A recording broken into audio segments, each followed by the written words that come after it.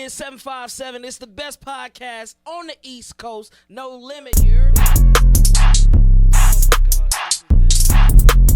You have a schedule. That's a schedule. If you want to see, all right. So let's take the podcast. What the fuck? Yeah. God damn. And it was just so. And it's real.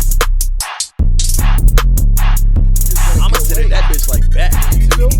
Black ass. You want a fortress? Dreadhead. Damn. No Limit Podcast with Shogun D-Lo. So you said it back.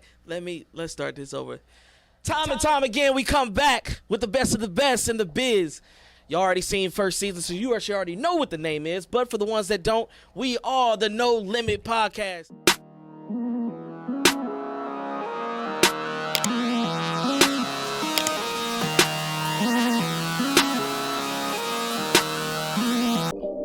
I hope they come in here butt ugly too. You know that's not gonna happen. You wouldn't invite them if that was gonna happen. Fresh up on the scene, smooth as promethazine, pushing all my fucking dreams till it's cream. Guess you can't believe all that your ass perceived was hidden in the sleeve, can only be achieved. We're branding all the Canada, a famine, pick six, Philip Cannon, swift shit. Guess it's slanted rich shit, how we branded. I'm just waiting in the water, got a war, trying to be the motherfucking Outfather. Looking for the locust and Loki, I'm longing for the fucking proceeds. So to see my God and hold the light alive so closely. Baby, be a mirror, my vision getting clear like Shaka in a spear. My success is all here. I push waves, I push right, I guess I don't know anymore. I mean, who knows what's in store? Just like, she right there. Huh. She might. No matter what, won't let you hold me down. No matter what, won't let you hold me down. Sitting from a different space, I see the throne that salivate. To be a slave is not my aim. Don't pass the judgment off the way. I know myself, I celebrate. Do not be standing in my way before I see the violate. To those who try to keep the gate of my fucking heavens. No, I be the man with questions. No, I haven't dying engine. Quit to learn a couple lessons. If it takes me where I'm destined, know the journey is the blessing. Now, no more second guessing. Yes, I be the man with sevens. Ay, pushing through the ground with the sound. How I found out that I'm bound for the cash cows with a bad spouse in a madhouse. Raise a glass now. Visualize the worlds we enact now. No matter what, won't let you hold me down. No matter what, won't let you hold me down. Care less if they stand tall, they all fall.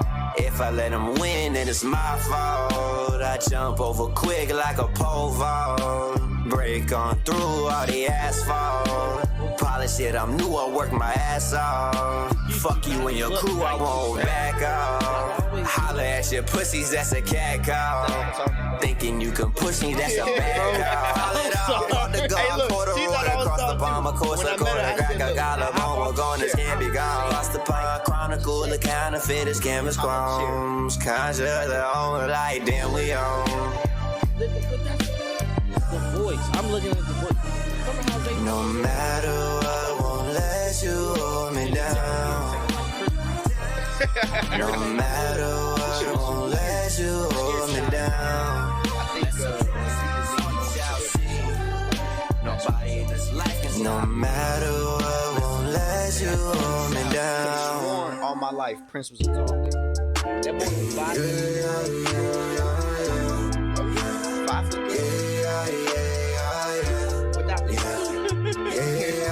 with them heels on, he's a good 5'7", you know what I'm saying? Yo, the conversation was so great. They're so great, and we apologize because y'all was probably vibing like, yo, what are they talking about? Yo, that's how you know the vibe is there before the show starts. We already got the whole show going on, you know what I'm saying?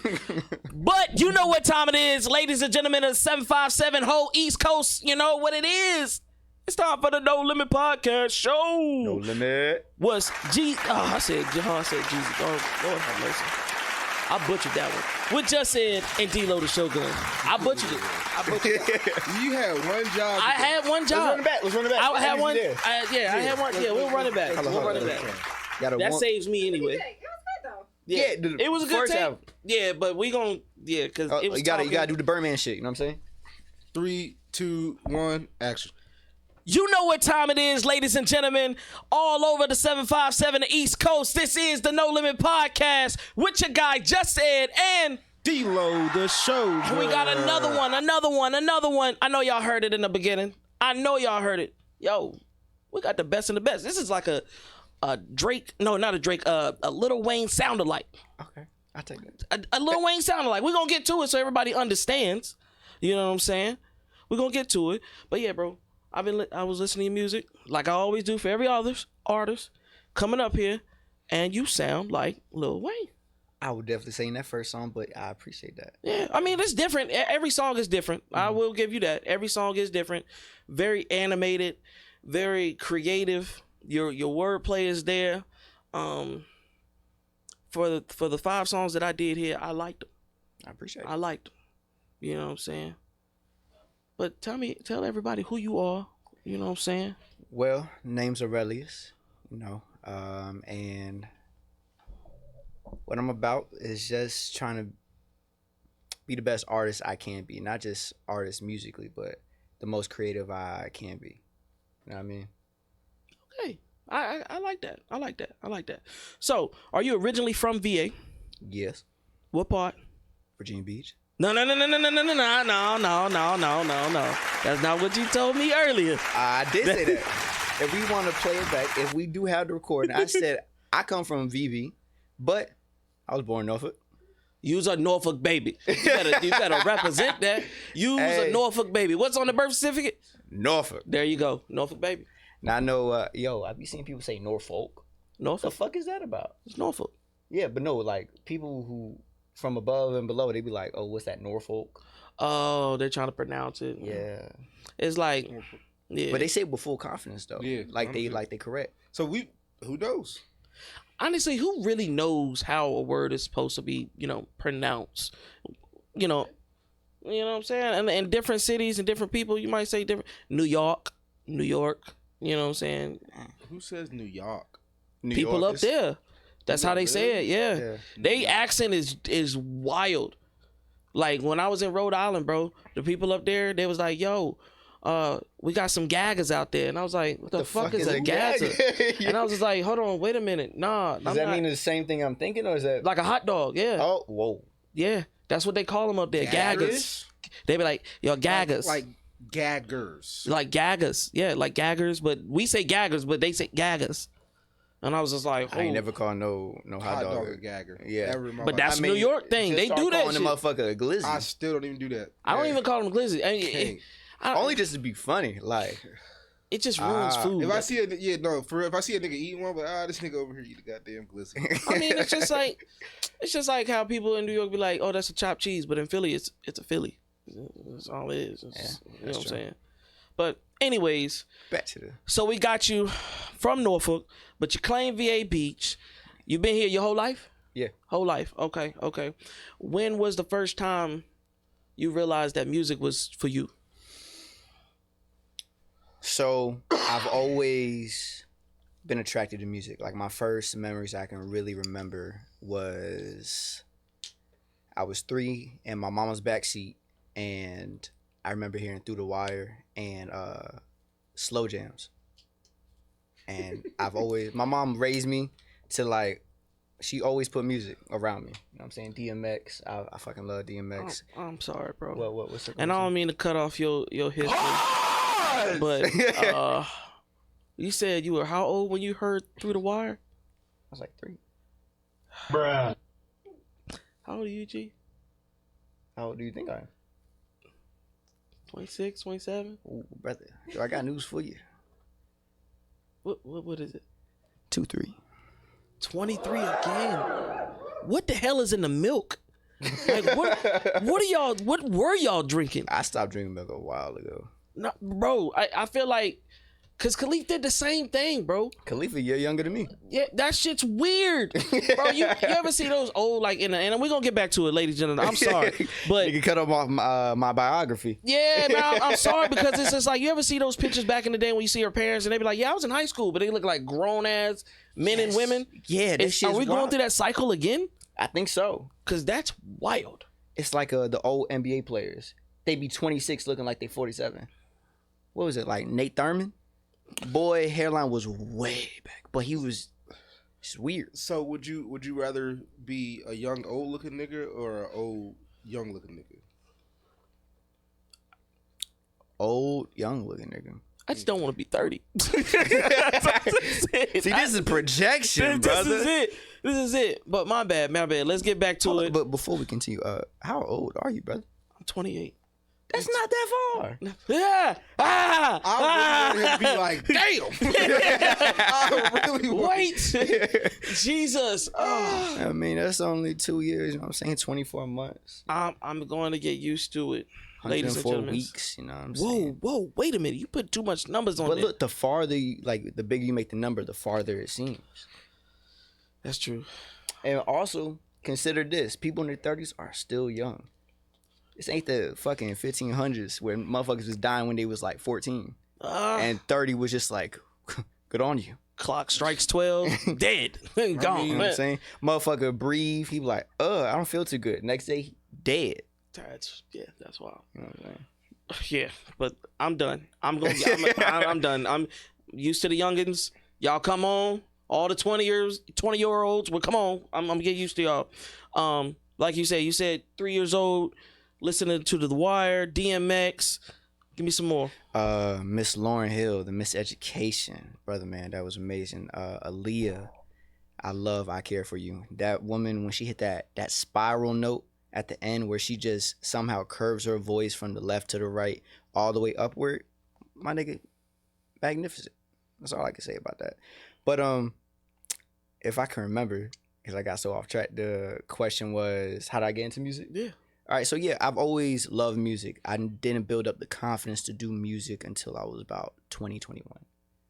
So when I was 21, like in the middle or maybe like when COVID was slowing down or some shit, my niggas was doing music for a while. I just didn't have that confidence until I just said, man, fuck this shit, bro.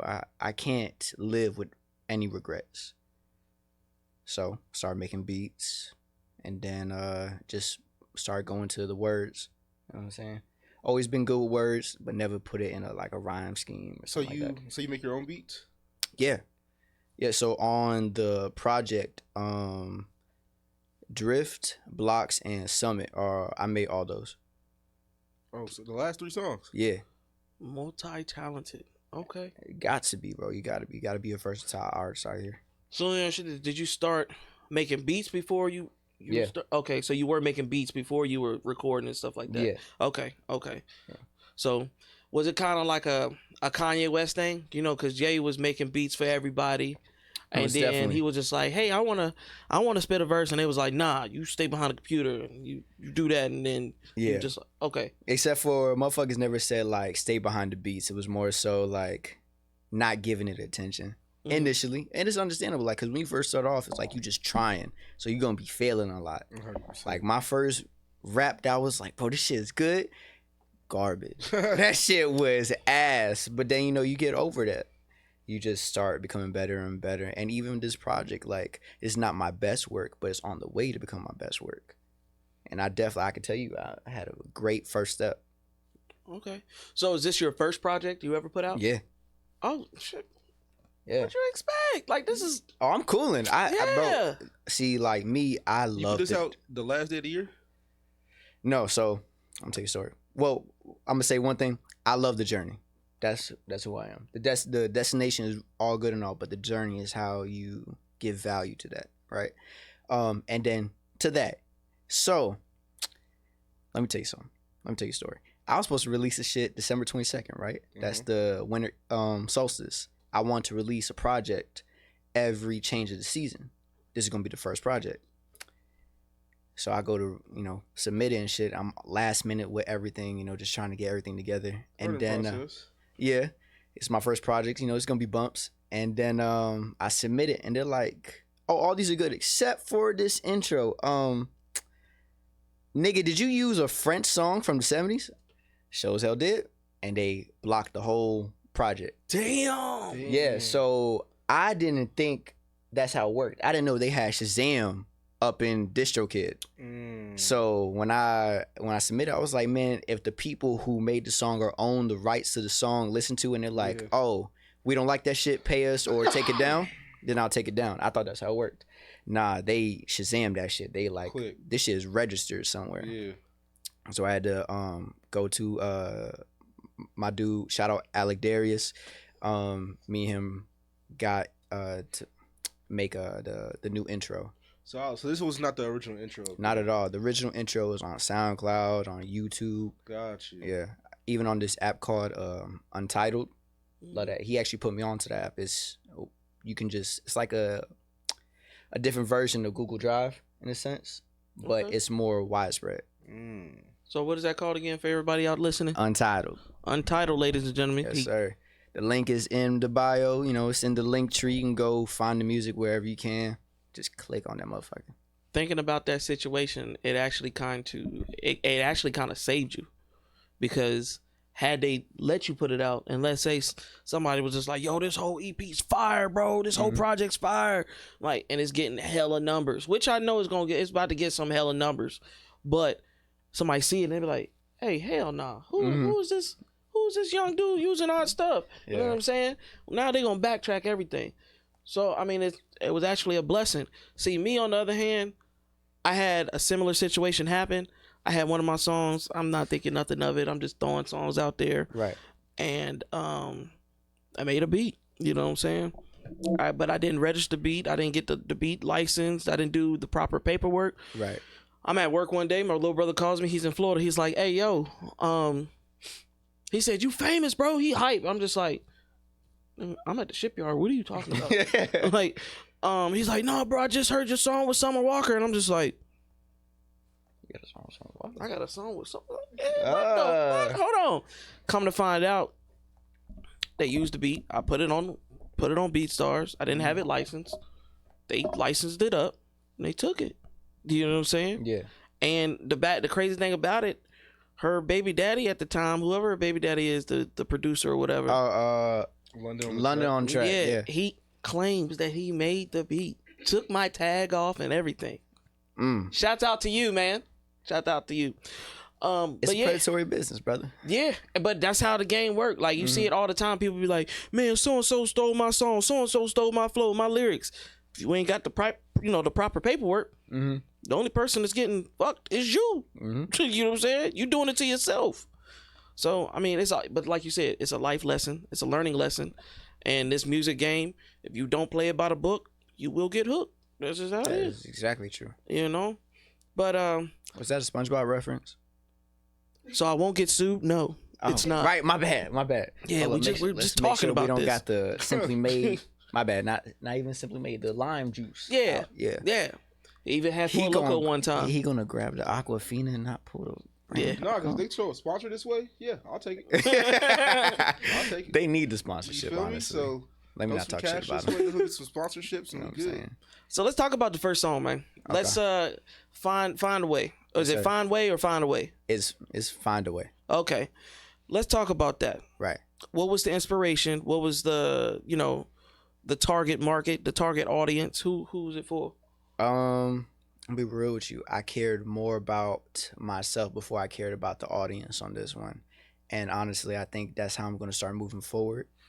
When I can stand 10 toes down on a song, that matters more to me than if it gets plays or streams, right? But at the same sense, I do want that success. But this is my first step, so I'm going to learn how to find that balance. My bro, Jamal, his artist name, DSYG, you know what I'm saying? Don't Stunt Your Growth. Shout out to him. He sent the beat over initially. We was working together, and then he was going to be featured on the song, but shit just didn't plan out that way. So got the beat, and it's just something about it. The way the beat hits is just like, I don't know. When I hear a certain beat or instrumental or a certain vibration, it's just like the emotion, the energy just has to be attached to it. I feel Yeah. I can dig it. Any inspirations and like who would you want to work with if you had the opportunity now? Kanye West, Kendrick Lamar. Don't leave me hanging. Y'all on camera now. Oh, my bad. My brother next to me. Does he not see the? I love this. Oh my gosh! I love that. I thought he was old. This is definitely getting clipped. I thought it. My bad, brother. I thought this out here. I thought it was the like an imaginary mic. Did y'all hear what I said? I said, "Don't leave me hanging. We on camera." Yeah, that's my bad, brother. Hey, look, we gonna work together either I should way. have just. You know what I'm saying? Honestly, we want to redo it. No. It's good. Nah, it's all good. We love these moments. Yeah, this how the foundation starts. You know what I'm saying? It starts with humor, and then bam, we got a motherfucking jam. Yeah, and that is the whole thing, man. I'm glad you came on the show. I'm glad everybody else came on the show in previous seasons. I'm glad everybody in the room came because I want y'all to understand that we're not like other media companies. We're not like other podcasts. We're not like labels. We want to start a family. Like we want y'all to feel connected. Like y'all, you just talked about energies, the vibe. Yeah. I want you to be comfortable to be on camera. Yes, I have a lisp and I stutter. I butcher words. Mr. D-Lo, the Shogun here, always corrects me. You know what I'm saying? I ain't heard a list yet. Oh no, don't. it's coming. It's coming. Damn. It's coming. Is it a lisp or a stutter? It's both. Okay. It's both. Damn. It's both. It be like that. It be like that, but it's all about comfortability. Like Yeah. I want people to come in here, laugh, joke, and we have a good time. So when people see the show, they be like, "Yo, he's actually having a good time." I don't like talking about nobody's drama. I don't like talking about I'm gonna kill this, I'm gonna shoot this. I ain't trying to hear it. That's good. You know what I'm saying? But yeah, so Kanye West, is that the only one you would want to work with? No, bro. I'm trying to collaborate with. Now I wouldn't say as many people as I can, but I'm still in a learning stage. So anybody that wants to work with me, I'm trying to work with you. I'm not gonna be like, hey, $500, nigga. Like I just started. This is a learning process. I'm trying to work with y'all. Let's get it. Anybody that's in 757, in Richmond, in Northern VA, motherfucking DMV, New York, anywhere, hit me up. Let's see if we can try to get something popping. If it don't work, it don't work, but let's at least try. Whole East Coast. That's a movie right there. Shit. Networking, whoever. baby. He Networking. didn't hear all your other answers because he was just so hurt because you didn't give him that fist. But we're gonna work together. Bro. Yeah. The vibe, as soon as I he stepped said into Kanye, he said Kendrick. Oh, yeah, So I heard all that. No. I heard all that. I'm just Did glad you? he didn't say the Okay. D word. I already asked him before we started. Yeah, no, I Because heard if he that. said it, he got to. Drake. Oh, no. Drake a machine. Like he's an industry machine. Like he's. I formula. would compare him. Plant, machine, same thing. I wouldn't say plant because if Not you. at all. He couldn't be that popular if he was a player. Yeah, because honestly, everybody is an industry plant. If you think about it, you get put into a predicament, they sign you, and they put money behind you and put you in these certain placements. So then everybody would be considered that. You know what I'm saying? No matter how much work you put on. Okay. But I would also say Drake is more like Call of Duty. You know what I mean? That nigga gonna release every year. Don't matter if the product good or not. It's gonna hit to a certain demographic or market. Motherfucker gonna sell regardless. So that's the type of he's You getting him excited. Too excited. Look Not at that. really. because that's a Drake couch. He's Yeah. saying factual shit though. Yeah, I'm not saying like let see- me but you see tell the you for Grinch all the grin? dogs. For me, it was not for me. Right? I thought it was gonna be. You know what I'm saying? My favorite project of his is Thank Me Later. That's when I was a fan back then. You know what I mean? Knowing all the words to Miss Me type shit and the ad-libs. And then for all the dogs, I heard the single with SZA. I was like, okay, he got some bars on this. You know what I'm saying? Little shit. Then he had 9 a.m. Charlotte. I was like, okay, we got some shit here. I listened to the project. This nigga made an anime. It was made with a whole bunch of filler. I was like, brother man, it's like I don't know too much shit about Dragon Ball Z, but I know if, say, Vegeta and Frieza about to fight and the niggas talk for a whole episode after they already met, that's how I felt about this project. It's got some gems. We got But what, 23 songs, 28 songs? Nigga, Yeah, what are the we deluxe doing? was like 28. we got to It break was a him in. deluxe. Yeah, it was like 4 extra additional songs. Oh, that was scary. He put Yeah, scary hours. See, that's yeah. just lazy, brother. Yeah. You know what I I'm don't saying? think they're counting that as a full album though, because if they did, he would. he would have broke Michael Jackson's record. He's tied Michael Jackson's record right now. Yeah. So yeah, that was just an extended release, I guess. Yeah. That's just in case of it. Never mind. It already went #1 before he did it. That's Drake though. Drake, the brand is always gonna sell. Like it's universal. So it will sell eventually, correct? Cool. However, usually Drake's debuts on most of his albums are not great. The reviews are usually terrible the first 2 weeks. Then niggas we start hearing, they're like, that's not terrible. That's actually pretty good. Yeah. Damn, I like this. But in the first week, Drake's views and sales and streams are not always the greatest. You ever watch Harry Potter? Hell yeah. You know the V word. We don't say that. That's why. Say that nigga name. That's why we don't. But if you notice, I haven't said shit about Drake. He's been talking the whole time about it. I told him. I said, don't say the D word. What you mean, Drake? I think that couch turned a little orange right now.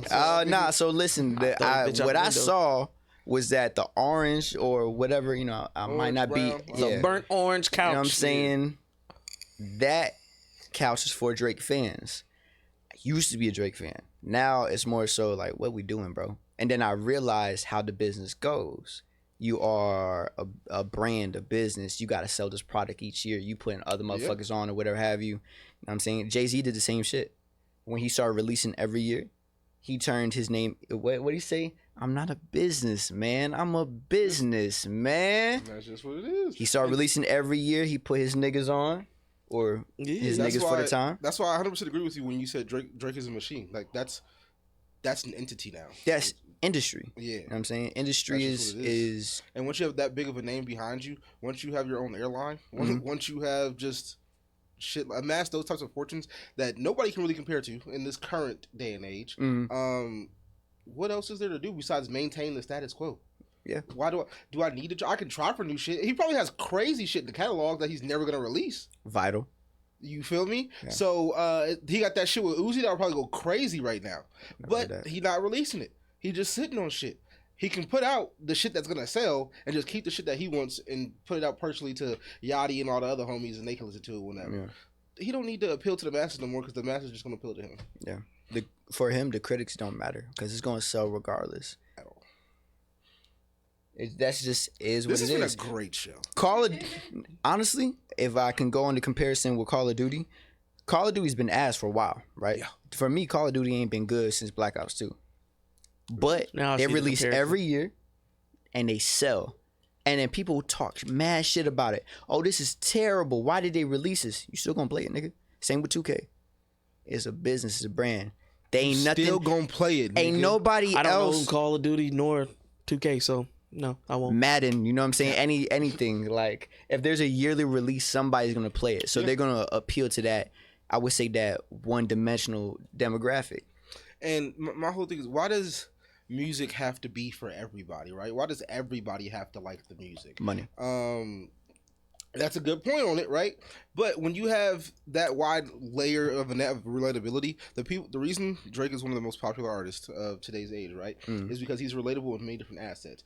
People say, oh, well, gangster Drake. Oh, well, lover Drake. Oh, soft Drake. Then you have strip club Drake. Then you have rap Drake. All these other things, but aren't those all types of people out here in this world? Yeah. And don't we all relate? And people want to be so one note now. Like, oh, you have to be a gangster 24/7. Oh, you have to be smart 24/7. No, there's different faces for everybody. You know what I'm saying? So because we're getting judged on facts. Yeah. Because we're starting to get judged on facts. I'm starting to see it in the comments. Actually, he's not. YB is. Look that up. Not what? YB. No, I'm saying no. What? He's the most sought out of artist right now. Oh yeah, it's YB. Bro, YoungBoy has found a way to connect to his demographic in such a different way. No, 100%. Yeah. And I believe I said one of, but we can play it back and rewind it to make sure. But y'all niggas are okay. brothers, bro. Feels like I'm at a family reunion again. Bro, nigga love arguing down, but he hates to tell people that he secretly listens to Drake. That's my only problem. I said it. I listen, like you said, the old. Yeah, the nigga called me the other day talking about a Views song. Just like that's not Thank Me Later and Views is years apart. Just like what you said, I used to have on Black Ops. I used to play Call of Duty, but sometimes you just gotta grow up. Yeah, you had kids. You can't play shit. The fuck? I just can't play Drake. That shit I hit won't me play. in my heart, nigga. Damn. No. No, you put out the K word. Oh yeah, man. Look. Hey, it be like that. At one point in time, I thought I was I actually thought I was like A sterile. Rolling Stone. I thought I was sterile. I was like, man, I'm shooting clubs up. No one's hitting. I'm good to go. God bless me. But then Wait. We cannot ignore this look over here. What? What's happening? You know. What? You saw the look because you looked I at her didn't when say she it. looked at you. I don't know what he's talking about at all.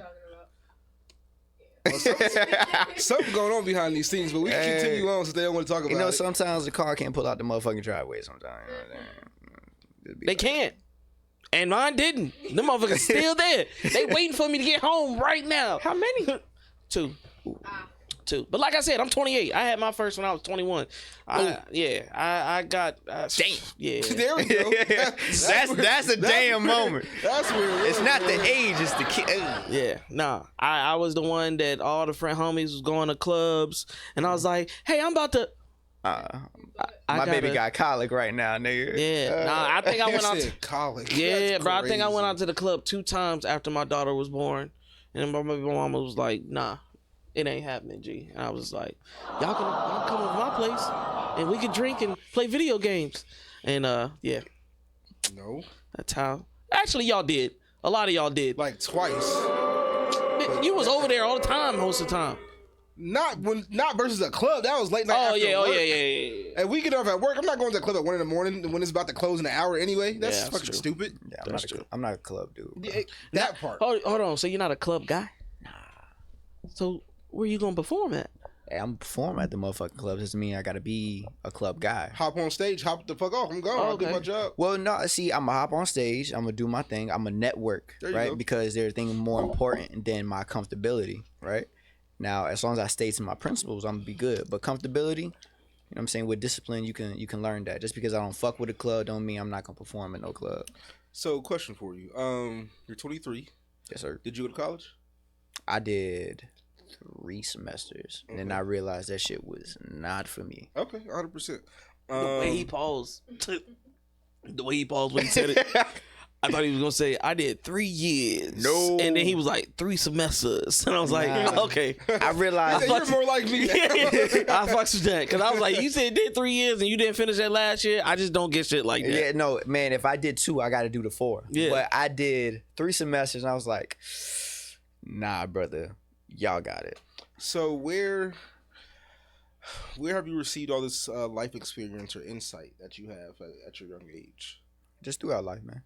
What have you experienced throughout life that made you? Because this insight is for your age range. It's not as normal as it used to be, right? Yeah. This insight of self-reflection that you have, getting out of your comfortability zone, understanding sometimes you have to step outside yourself to for that success. You're doing the extra thing that most people don't want to do. You know what I'm saying? Get him. I'm just wondering where do these aspects of life come from you? I can say being aware at such a young age, you know what I'm saying? Like, Was that parental influence? Is that it was just natural. Like, you ever just realize, like, oh shit, the earth is flat? Don't start that. don't start that shit. We're not going down no conspiracy theories, brother. Don't start that bro. shit. Because it might be. But anyways, nah. So just being aware at a young age. It wasn't like with my childhood, I understood everything that was going around me, no matter if they tried to hide it or not. So just understanding who I was and what I'm currently experiencing, you know, just as a mortal being, I just learned to be wise. Like with my childhood, I didn't get that ignorance. Not because someone forced it on me, but it's just like I could see what was happening. Like they say, oh, we're just, you know, walking to the store because we don't need cars right now. Nigga, I know that car broke down. All right. I'm 5 years Oh, old. you was one of them kids. But I don't put nobody business out there. I was just like, yeah, mama, okay. Look at myself in the mirror like, yeah, this nigga lying, Your Honor. I know what's happening. But it's all good. They try to protect me, but I just was aware of so much that was going on. 100%. Okay, so it's natural for you. It was inborn. Yeah, you know what I mean? I respect that holding that in because mine don't do that shit. Soon as somebody walked through the door, did you know my? I'll be like, yo, bro. So I'm glad you had that insight, in your life, but it's just crazy. Yeah. So, any siblings, anybody else in your Only family child. that did? Oh, only child. Only child, brother. That the self-reflection came from boredom. Damn, that okay. Now it's starting to make sense. I'm just like, because usually somebody that is like, my parents were involved in music, or my brother, or my sister, cousins, or something. But damn, only child. When you spend the time with yourself, you ain't got much else to fucking do, brother. I was imaginative like a motherfucker. Oh, I mean, I still got a big ass imagination. Yeah. Nah, cause the reason why I said it is because I know I was about to say you too, but you ain't an only child. Well, you are, but you're not. You have siblings. No, I'm an only child. You have siblings. I'm an only child. I understand what you mean. Were they too old? Nah. So let's say my father was a Rolling Stone. I've never met my sister's family or none of that. Couldn't. If she was walked in this room right now and looked at me, I probably wouldn't realize it. But I'd be like, damn. So why are you here? Feel me? So it's like, no, it's not my sister. I have a blood relation out there for sure. Yeah. But sister, no. I was an only child. My mother's only child. Understandable. Yeah. I respect that. You know how scary that would be though? Like, say you out there and you just like living your life, you meet a shorty, because like, you know what I'm saying? You don't have that connection. Got so much in common, yo. That's so crazy. And then you end up, hitting a Kevin Gates or some shit, and then you be like, oh fuck, we're sisters, or brother and sister. That would be some wild shit. Like a Joe Dirt. You ever seen Joe Dirt? When I say it would be so hard to find out because I don't talk to my father. That would be the only way I would figure it out. That's wild. Yeah. Damn, brother, just spreading seed. Damn. Let me ask you this. I'm noticing this. I'm looking. When I looked over, what is that? So 333 is it holds like a certain numerical significance. For me, when I saw it, it was growth and creativity, and I believe it. If I can remember right, it was trust your instincts or you're being guided to the right path. So when I understood that, I'm like, I want to see something every day in the mirror that I understand that I'm on the correct path. I'm trusting my intuition, trusting myself. I'm trusting the journey no matter ups or downs. And this is what I signed up for. I respect that answer. Yeah, next is 4 for 4. It's super funny that you said that though, because I noticed that earlier, but I didn't know if you were into numerology, if it was something else behind it for you. So I quit my job to do this and something else. Not to do this. I quit my job because I was tired of working that motherfucker. But I like the first answer. Which job was it? I was a finance director at a car dealership in Virginia Beach, doing very well. But quit to do this. Thank you. And I was super nervous about it because I didn't have no worries at that job. I was caking. I was chilling. Right. I could do whatever I wanted. I knew how far my reach was. I knew everything I could do, and within those bounds, making all the income I needed, but just wasn't fulfilled any longer. Right. It served its purpose for me. It instilled me with confidence and to know I can go out there and make something of myself without having to depend on somebody. But after that was fulfilled, I need to go and branch out my wings and everything. Right. But super nervous about it. Everywhere I was looking, all I saw was 333, 333, 444. Every time I turned around, because I was just like, damn, should I go back? Damn, should I go back? Damn, should I go back? Damn, should I go back? Because this is coming to fruition, right? Yeah. But when you're already here, and then you got to take a short drawback, and you understand that the propulsion is going to pass you here, but the process in getting up to here sometimes can be very daunting and scary for people. So that's why sometimes people quit, sometimes people give up. But because I was seeing those things outside in the world, it definitely gave me that confidence to continue forward. That's good, brother. But man, Yeah. Congratulations. Yeah. If we have a clap sound on it, can we get? We damn sure do. we Actually, we damn sure do. But do you remember? That's the last That's one. more like a laugh. They started. Oh no! laughing. There's celebration. They Yes, clapping, sir, but they yes, were laughing sir. at first. No, they're like, At first, it did sound like It was kind of like the Will Smith, Okay, hold on. slap. They laughed and then it was like, oh we got shit. multiple clap sounds. Now There we go. you There we go. Congratulations. That's great. Damn. No, And that's I great. would say that is great on you because only if your mindset is ready for that change will you be seeing those type of things. 100%. Because it took me like 3 years to quit that goddamn job. It be like that. It took me a long ass time Hey, to quit that job. that's Yeah. the risk taking factor. Yeah. 100%. Like I believe you can only grow when you're uncomfortable. 100%. So the fact that you took that risk and you believed in that shit, man, that shit's gonna happen. Yeah. I'm glad you said that Yeah. because I'm always uncomfortable, and I feel like I have grown just a tad bit, you know, just so something working.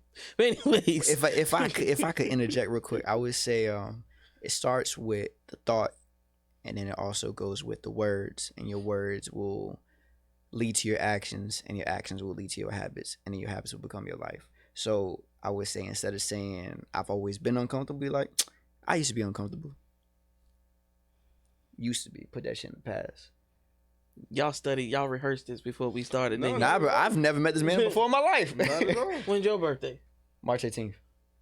Is that an Aries? Pisces. I'm right around Aries, though. Okay. Oh, okay. Well, let's get to the nitty gritty, ladies and gentlemen. Let's Yes, talk about sir. this next song.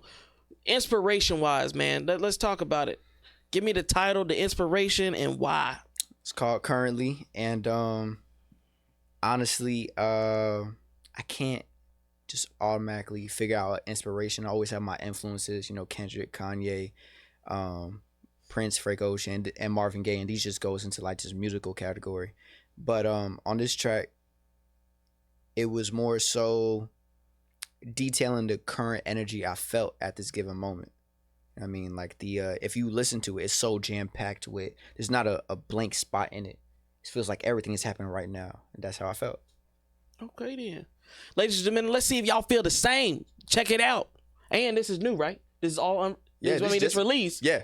December it's 31st, 2023. Okay, I'm just saying. So let them know. Whole project. Go to it.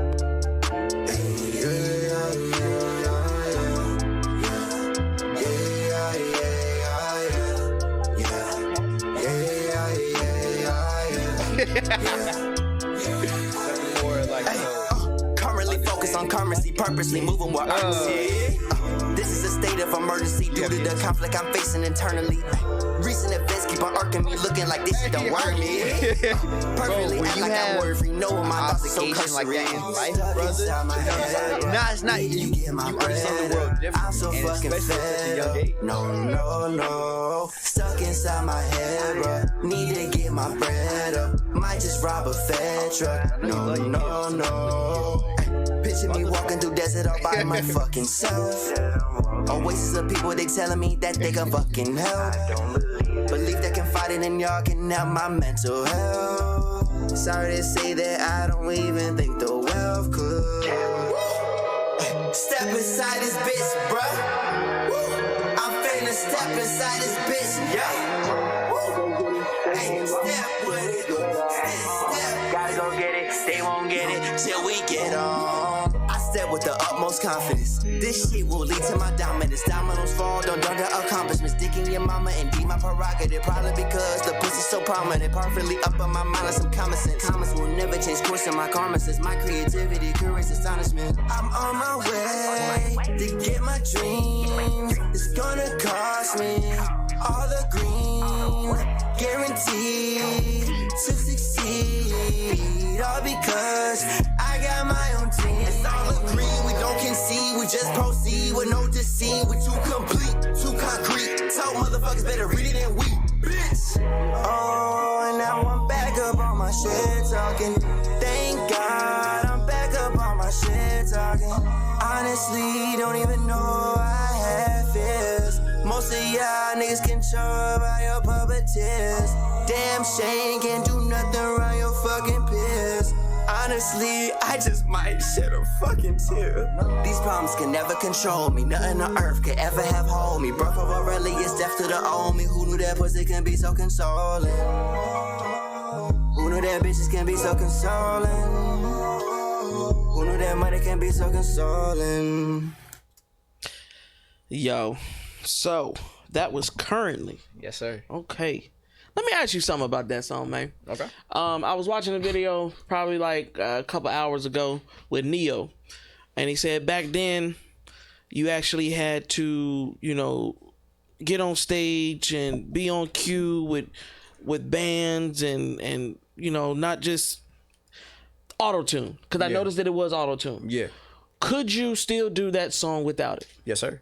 Okay. Because I'm starting to realize what he was saying, and when I watched the video, I was like, I wonder if artists, if you didn't have auto-tune, could they still do the same song? And this one I actually did hear the auto-tune, so I was like, okay, could you do it? Most definitely. Okay. Yeah. Is that like a future goal for 2024? Performance wise? Yes. I definitely want to perform with a band, bro. Shout out to Fortresses. I'm trying to work with them ASAP.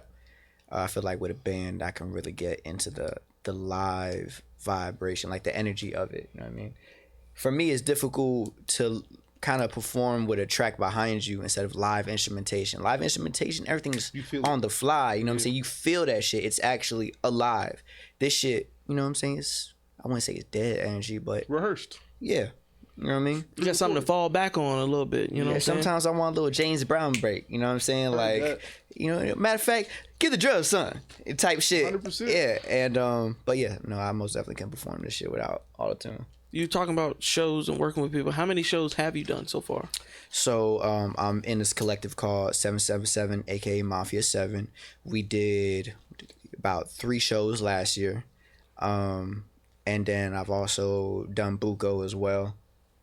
Our most recent show was Point Blank in October, and I felt very comfortable. I performed some tracks off of an unreleased project, and even one of the motherfuckers was a blues song. You know what I'm saying? So it's more so you got to be ready for that moment. Got to be ready to give them a performance. Like, I'm not one of those artists that, like, the only reason I'm rapping over the track at the current moment is because I'm still growing. Like, for me, I just started. So, we're taking the training wheels off slowly but surely. I don't want to, like, You want to still put the tongue? you know what I mean? Take off the track and it's like, let me freestyle this part real quick. Yeah. So I know you mentioned James Brown. Who are your blues influences? Blues influences. I would I like say blues, Robert Johnson. Ooh, the devil player himself. Yes, sir, brother the man. devil deal. And so whether he actually sold his soul to the devil or created a magnificent story that will always perpetrate throughout history, you know what I mean? That is what it is. But the fact that he went and secluded himself to focus on his craft and came back while everybody was saying the motherfucker was trash, he was garbage. Like, bro, stop playing that shit. Get the fuck up out of here. Came back, played something so amazing that they had to make a story about him, or they just said, hey, this is crazy. That's so amazing. Good, you had to make a deal with the devil to believe. Exactly. And I mean, I feel it. I feel it. But I'm actually glad that we were talking about Robert Johnson because, nowadays, it feels like the deals that are given are devil deals. It could be. It's either you got to do some wild shit to stay relevant or... Meg. Meg? You said Meg Thee Stallion? Mm-hmm. You think she did wild shit? Locked my nigga Tory up for no reason. Okay, I wouldn't say. Wait. I think Bill. Locked my nigga Tory you're up getting, for no reason. and by all means, I am a Tory Lanez fan. And do I feel like there was some, Foul some gaps? play. Some gaps, yes. But that I'm not talking about that. I'm talking about the Sexy Reds. I'm talking about the Babies. I'm talking about the... Who else just got to do some wild shit What's to the make difference it? between any of them? Well, Meg ain't really did no wild shit to like embarrass her character. Like, okay, let's say Understood. Lil Nas. Lil Nas right now has the world by the fucking nuts because he's playing with people's religion. Yeah. And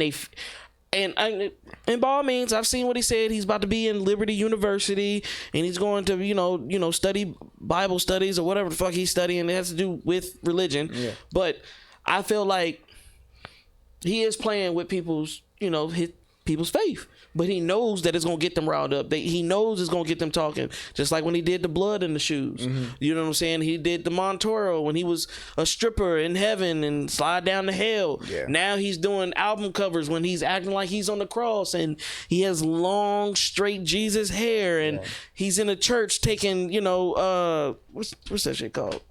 Blood Communion. Can I tell you? I thought you were about to say dick. No, I swear to God. nah, he's taking Yeah, communion. I swear to God. And You ain't got an AO button over there, right? Yo. I wish I did. Actually, I think we do. Yeah, we do got one. No, we do. We got one. So we got something like that. Embarrassing. There we go. You know what I'm saying? But he's in the videos taking communion back and back. Like, you know, everything that a child has thought about. How many times you been to church, you be like, man, this grape juice ain't gonna do enough. I need some more. But it's the symbolism and stuff. He's like messing up with people's symbolism and their religion and their beliefs and stuff like that. That is something wild. That's something you can't really come back from. You know, people are always gonna see you like that. Who else? Cat Williams right now. Cat Williams started the 2024 with some shit. With a bang. He came in and was just like, he a liar, he fat as fuck and a liar, he short, he a liar. I'm gonna take your ex-wife on a comedy tour with me. Like, he's ruffling feathers. Hey, I'm not gonna lie to you. Living rent free in my head right now is you have an allegiance to losers, and that's just not like you. Yeah, bro, that's the funniest shit I've heard. No, it was you have allegiance to losers, and that's so unlike you or some shit like that. Yeah, that shit. But that's after he took the sip. He was like, let me refresh my shit. Hey, Like, He was that talking shit's shit hilarious. before he took a drink of No, alcohol. 100%. oh, he was talking shit the whole. I wouldn't even say talking the shit. He was just giving his truth, and it actually made me question comedians, you know, and how their startup was, and do they really like? I looked at the Steve Harvey comparison. Like, it was another comedian that had the exact same thing Steve Harvey did 2 years prior. And you're seeing old jokes being recycled from comedian to comedian. And you see it in the music game too. I mean, everybody does it in the music game now. They sample other people's work. Yeah. And they be like, yeah, this shit mine, I made this, it's fire. No, you got it from somewhere. Yeah. Unless you're doing it from scratch. Now, have I seen people do it from scratch? Yes. But is it often? No. I would say even from scratch, you are pulling from influences. Nothing is created from nothing. You are influenced by something. Yeah, because I mean, this industry is kind of scary, bro. Because you don't know what you're gonna get out of it. Like, you might be on some like, you're very intellectual, very positive, very like, you know, you looking forward to the future. Sit on the orange couch. Yeah, for real. I'm more, like you said, Hey man, I'm right in the middle. Yeah. Balance. Yeah. I'm more cynical with it. But yeah, you and it scares me because I'm just like, the music industry, they be like, he too perfect. And they'll wait for your lowest moment or when you act up that one time, And publicize it. And that's when you'll get the exposure. That's when you will get them views and them numbers. And I mean, hell, I've noticed it here on different podcasts that we do. Like, we be doing nothing but positive stuff for like weeks on weeks on weeks. We might have one episode where we cussing each other out, or the guests and ourselves are getting into it, and then they be like 100,000, 300K, Yeah. and it just goes up, and it's just like, the world loves chaos so much they don't see genuine love out here, which scares me. It's just like, damn, all y'all want is the drama. Yeah. All y'all want is the entertainment. Y'all don't want the substance, the shit that's gonna last forever, something that you can learn off of and build off of. And it's scary. So my next question for you is, would you want to stay independent or would you sign to a label? It all depends on how we can negotiate this deal. Me personally, I'm not going to sign to a label until I have the leverage. You know what I mean? I'm not going to be tricked out my masters. I'm not going to be tricked out my publishing. All I need for the label to do, because labels are nothing but, I would say, more social currency. You know what I'm saying? What are you currently, not currently, but what are you after in the music business? Now, for me, I want not only just financial success, but artistic success. So I do want to work with certain people and stuff like that, but I'm not going to sacrifice my principles to get that. I'm not a fame type nigga. Like, I'm a person who just wants to create freely. Like, if I could quit my job right now, no matter how much I got love for the people there, and just create, I would. You know what I mean? If I can just travel and just continue to do art all time, like full time, not just music, but like say spray painting or painting or stuff like that, I would do that. Do you paint? Yeah. Oh yeah. Yeah, I'm a You gotta see his profiles. Wait, so that was you? That was your work on your profiles? yeah. The cover art is me. Okay. Yeah. I made the cover art. Okay. Yeah. I did see artwork up there. It didn't dawn on me that you were doing. No, that's why I had to get him on because you know he's how different. A lot of people have aesthetics on Instagram. You know what I'm saying? They'll get pictures from Google or wherever they find them from. Reddit. Is Tumblr still a thing? No. Yes, it is. I would say Twitter. Twitter. Twitter? I get pictures from Twitter. Okay, you feel me? So Yeah. that's what I thought it was. I didn't realize that was your works up there. Some of my work is up there. Okay. Other times I will pull something that is more known and put my own feel on it. You know what I mean? Gotcha. I can't just be like, I made this. Yeah. Like, no, I made my version of it, like Yeah. my filter, what my perception of it was. 100%. Yeah. No, I definitely respect it because it was making the thumbnails and looking how to edit it. I was like, fuck, this dude ain't got no fucking pictures. He ain't got no fucking pictures. And I then, started uploading them as soon as he asked. I was like, "Well, hey, look, I'm about to start uploading the bitches right now." 'cause I'm looking and there's like there you got some where you're like at an angle and like the camera you could tell somebody sit like laying. Whoever did those photos for you, it's dedicated. Shout because, Colores Media or Colors Media. My bad, brother. Arrogancy, and then Tyler Wright. yeah, because those angles were. I'm talking about. I was flipping the computer, like smashing it, like no, I'm trying to get it right. Eventually, I was just like, I'm gonna take his face, I'm gonna put it in a bubble, boom. Are you talking about the one that you use for the? Yes. Well, she credit to my lovely girlfriend. Okay. Soon to be wife, soon to be fiance. You know what I'm saying? She was took waiting that for picture that. of me. Yeah. She was waiting for that. I was waiting for y'all to get on topic She was- about it. You know? I'm actually glad. I'm gonna put you under the hot seat. Please do. Cause you sitting in the black seat now. Yeah. So I can take the heat. good. I worked for 1 hour, brother. Your music is gonna get there. Your music is gonna be fire. It's gonna get all the numbers in the world. You're gonna get everything you desire. Yes, sir. But how are you gonna handle it when everything is thrown at you? And I ain't just talking about money. Oh, I know. So temptation is always something that I have thought about, not actually experienced, right? So, damn, nigga, what the fuck was that? Ooh. First, so look, I was in a relationship for like 7 years, and then I finally started experiencing like, you know, freedom as being a single man. Right? I'm counting too. I'm like 23 minus 7 is goddamn 12. Your relationship was Yeah, I was in a relationship when I was in high school and stuff like that, and then we progressed, and then it just fell apart.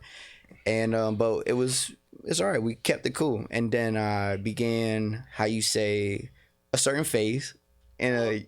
A whore, a harlot. I didn't know if you wanted your man to say he began his hoe, but I began a hoe phase, and start off slow, and I was like, oh, bet this is like cool, and then out of nowhere, I meet this person, and I'm like, nah, she gave me a certain vibe, but I don't want to believe it. I just got out of a long-term relationship.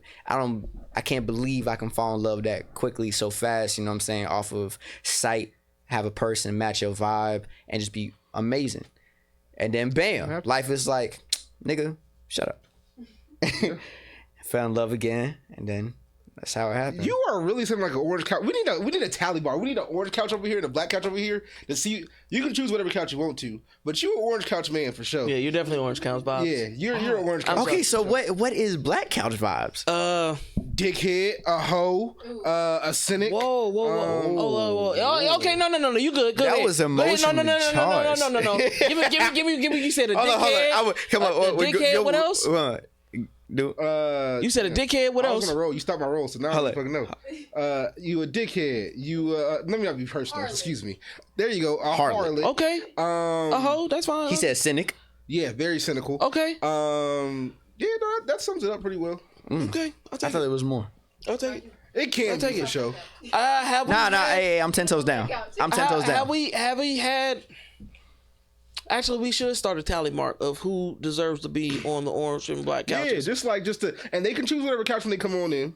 Khalif was definitely on the orange couch, and Goon was definitely on the black, and Goon should have been. There you go. So, Lord. So you're in the middle. Maybe we should put like a stool. Now, that's not saying you've never had a whole phase. That's not saying you're saved or righteous now, or you're just above all the other bullshit. Because that's not me. Yeah. People go through. It's more like an angel and the devil thing. You ever seen cartoons? Yeah. No, bro. We're human. Humans are always going to be complex That's creatures until they dumb themselves down to be, first dimensional or shallow people. Yeah. You know what I'm saying, you can try your best to be righteous, but you always gonna have that shit. No, for sure. Like, cause like you said, we're human. We're all out here trying to live our best life, and whatever that means is what that means. Yeah, and I'm guessing. I think I did pick the right couch because you know what I'm saying, like.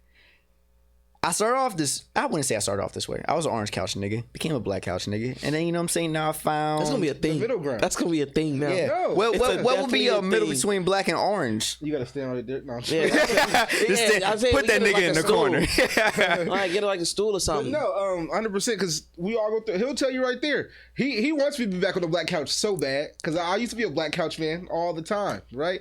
But Where's the soul fulfillment? You feel me? You know what I'm saying? I can't. That's a lust-filled couch. This is a love-filled couch. Okay, so then I definitely belong in the middle. There you go. You know what I'm saying? Because you can't. For me, it's I'm still a young man, so your young man's obstacles are vigorous, very vigorous. You know what I'm saying? And overcoming that lustful type of ideology that even your paternal figures promoted. Slow it down for him, please. You gotta dumb nose. No. I'm thinking of marketing wise. Okay. Marketing. I'm glad you're here because you just brung that out. Thank you. Oh man, go ahead. Continue. I try to be a blessing instead of a curse, but some shit happened. But anyways, so say certain paternal figures in your life will guide you. Be like, bro, get as much pussy as you can. Fuck that bitch, man. Don't let no bitch play you. Don't be vulnerable. Don't show no love, nigga. What's wrong with you? You out here getting cuffed up already? Oh, you a lover boy ass nigga. Yeah. I can't. But understand there's different levels to that. It's definitely okay is. to be a lover boy. It's okay to I'm perfectly comfortable. It's okay to show your emotions. Bro, this is coming from a Cancer. We're sensitive. So trust and believe. I've had that orange couch moments. My thing is understanding what you're doing and who you're doing it for. If it's too damn soon, it's just too damn soon. And that's fact. Some people rush into situations just based off of that puppy love, that 3 to 6 months, even 6 months to a year, that, oh my God, I love them so much. Oh my God, babe. Like, y'all ain't even know y'all whole first name yet. And y'all already, babe, boo, wifey. Like, stop it. Take your time. Understand that person. Because I guarantee you, once you move in with somebody, that's the real indication if you can deal with them. Once you move in and you be like, why the fuck do I got eyelashes on the sink and the wall? Or why do I got hair everywhere? Or what's this fucking shampoo doing all in my shit? Drain clog so much in my fucking life, bro. That is when you oh my God. And that's just from a man's perspective. I'm pretty sure girls be like, why he leave the drawers everywhere? Why he leave his stuff everywhere? He always leave the controller on or something like that. You know what I'm saying? Yeah. Whatever how girls see males, but as a guy, into the crib and like legit just kicking my socks off, and where they land is where they land. I'm not touching for like the next 2 hours probably. Yeah, until I'm ready to fix it. But until you move into with somebody, that's when you really see if you can really be with them. That's facts. That's all I'm saying. Like, and that's no shun to all the relationships out there. I don't want y'all to rush in and move in with each other, but it's different from, all right, babe, I see you tomorrow. You and your shit, she and her shit. Damn, this bitch still here? Like, what the fuck? When you wake up and you in a 2-bedroom, you ain't got far to go and you got a 2-bedroom. I'm trying to tell you. Imagine a 1-bedroom. It's different. It's different. And then don't even add kids to the play, because then you like, I used to get pussy all the time. Now I got to schedule this shit. I got to put it on a calendar. Let's calm down with that K word. Yeah. Got my heart beating differently. For real, though. But 100%. So that's why I feel like I do understand what Ed is saying, right? Don't rush into things. But sometimes, like you said, you can't fight that feeling sometimes, bro. If it's real, but you know the difference between a puppy dog phase and that's just full of like eye attraction and physical attraction, right? Versus something that's just spiritual, that's just in you. Yeah. You can say some do. I'm just saying from my circle and myself and what I see on social media, people do not understand it. That's why you see that 100%. whole 1 minute there, boo babe, da da da da. Then the next day it's another one. And You it's remember what I another asked one, earlier, though? Where did all this self-awareness come from? That understanding comes from self-awareness. How well do you know yourself and what you like and what you don't actually like? That is true. How much are you a trend follower or not a trend follower? You know what I'm saying? So that's really what it boils down to. How well do you just know yourself? And is this... I'm actually glad you said that, because how would you describe your music? I should have asked that in the beginning. That is a great question, brother. When I have been submitting my music to like, local publications and podcasts and interviews and shit like that. And that shit always trips me up, because how do you summarize something to me that feels so complex? You know what I'm saying? I can't just simplify it, but at the same time I can, because everything can be simplified. Guarantee you can create your own. You can create your own genre. We had Henry IV. He was on here multiple times, and he was just like, "Nah, my name is It's like pop rock, or what do you say, punk rock or something like that." It was something of that origin. He was just like pump soul or some shit. That was 2 seasons ago. I know. But yeah, he made his own genre, and I was glad that he said that, because he didn't fit in that R&B or rap or country or anything. He was like, I just make music the way I feel. Now, if it goes to a country beat, or it has a country swing, or it has a rock beat and a rock swing, then that's what it is. It's me. But I like when he was just like, yo, he made a fusion with it. And you just said, like, it's complex. My music's complex. Yeah. I love that. And I think more people, and I'm eating my words right now, because I know some of y'all are going to go back and be like, well, you said... I love the fact that people can be unique. Yeah. Just be different. You know what I'm saying? I feel like big businesses have put us in these categories where we have to stay in these lanes. But if you have that opportunity to create something new, because somebody had to start with folk, what's the little old songs, like folk songs or whatever, and then someone's like, nah, let's add some rhythm to that. Yeah, let's add this, and they created those. Yeah. So you do the same thing. Be unique. We need some... Ladies and gentlemen, all over the world, we need new substance. We need to break out of these simple genres and create something new. I see it almost like I know you're not an anime fan, but for all the anime fans, Who said that? you just said you didn't like anime like that. No, I said I'm not like an anime like nerd, but I definitely fuck with anime. Okay, so you ever seen probably no. Nope. I'm trying to think of it. Demon Slayer? There you go.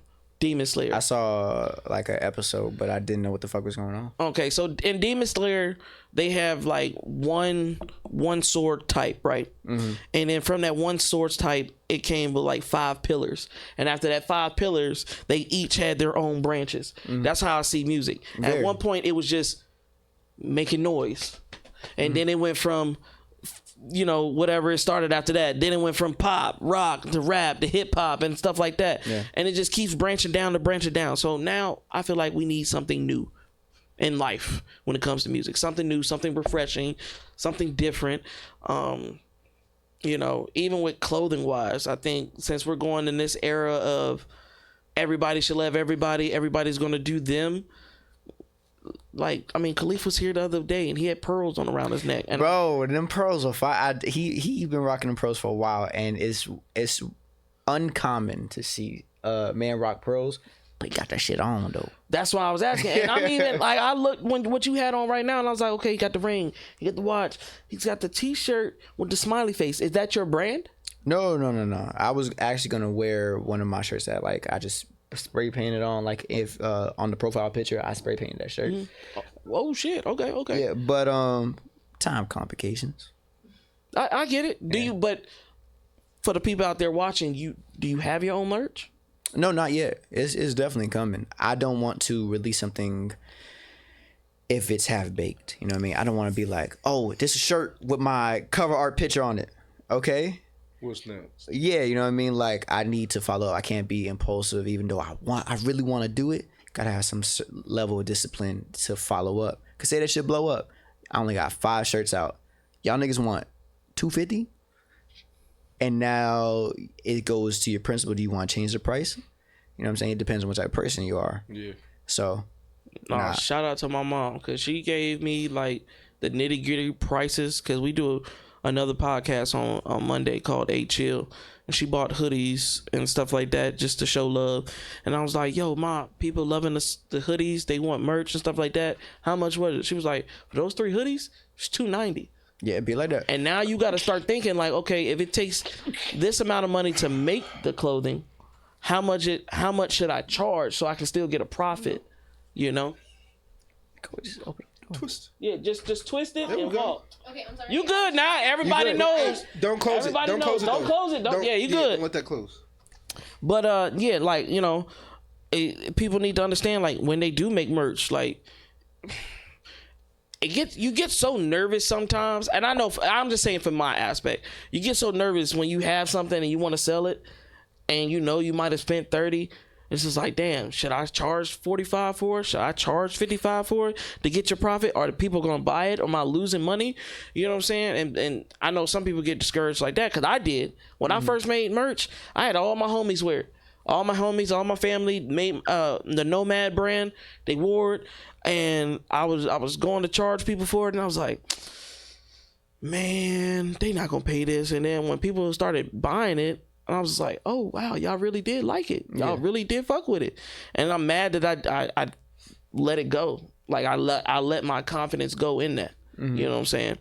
But yeah, It's a learning experience. Exactly, learning experience. And I was actually your age when it happened. So, you know, Question for you though. So you were talking about, we were talking about how vast and different your music is, right? And this is a personal question, honestly. Do you think you can get national or global success without being in a certain pocket? Do you think you can have a full album that one song pop, one song rock, one song country, one song? Most definitely. 100%. Yeah. that would be unique. Right? That would be unique. Because you know, you hear albums are usually cohesive, right? Whether it is a country album, whether it is a pop album, whether it is whatever, it's all in a vein. You might hear different BPMs, you might hear different instruments in there, you might hear something peculiar, African title drum, something just random. Right. Oh, I'm fucking contradicting myself. I can't do that. But I just wondered if you thought you could gain that still national fame. I'm contradicting myself. Yes, so bad. but it wouldn't be on purpose. I'm a versatile artist, so I'm gonna try my hand. You know what I mean? Like, You did that on purpose. you did that shit on purpose, and I know what you just tried to do. You wanted me to look stupid. What are you talking? I don't know. You know what you did. You sounds like set this projection, up. brother. I don't know what he's talking about at all. You set this up. Set what up? Because I said, oh yeah, that would be unique. The unique. My biggest thing is with a certain artist is that sometimes it's a culture vulture.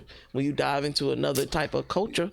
Drake lives more written Shut up! I didn't say his name. Don't say his name. Hold on. If I could say something, if I can interject, all right. I would say the way he feels about Drake is how most NBA fans feel about LeBron. They feel like LeBron can just do whatever the fuck he wants, but it's not real to him. Drake puts on a fucking patois accent.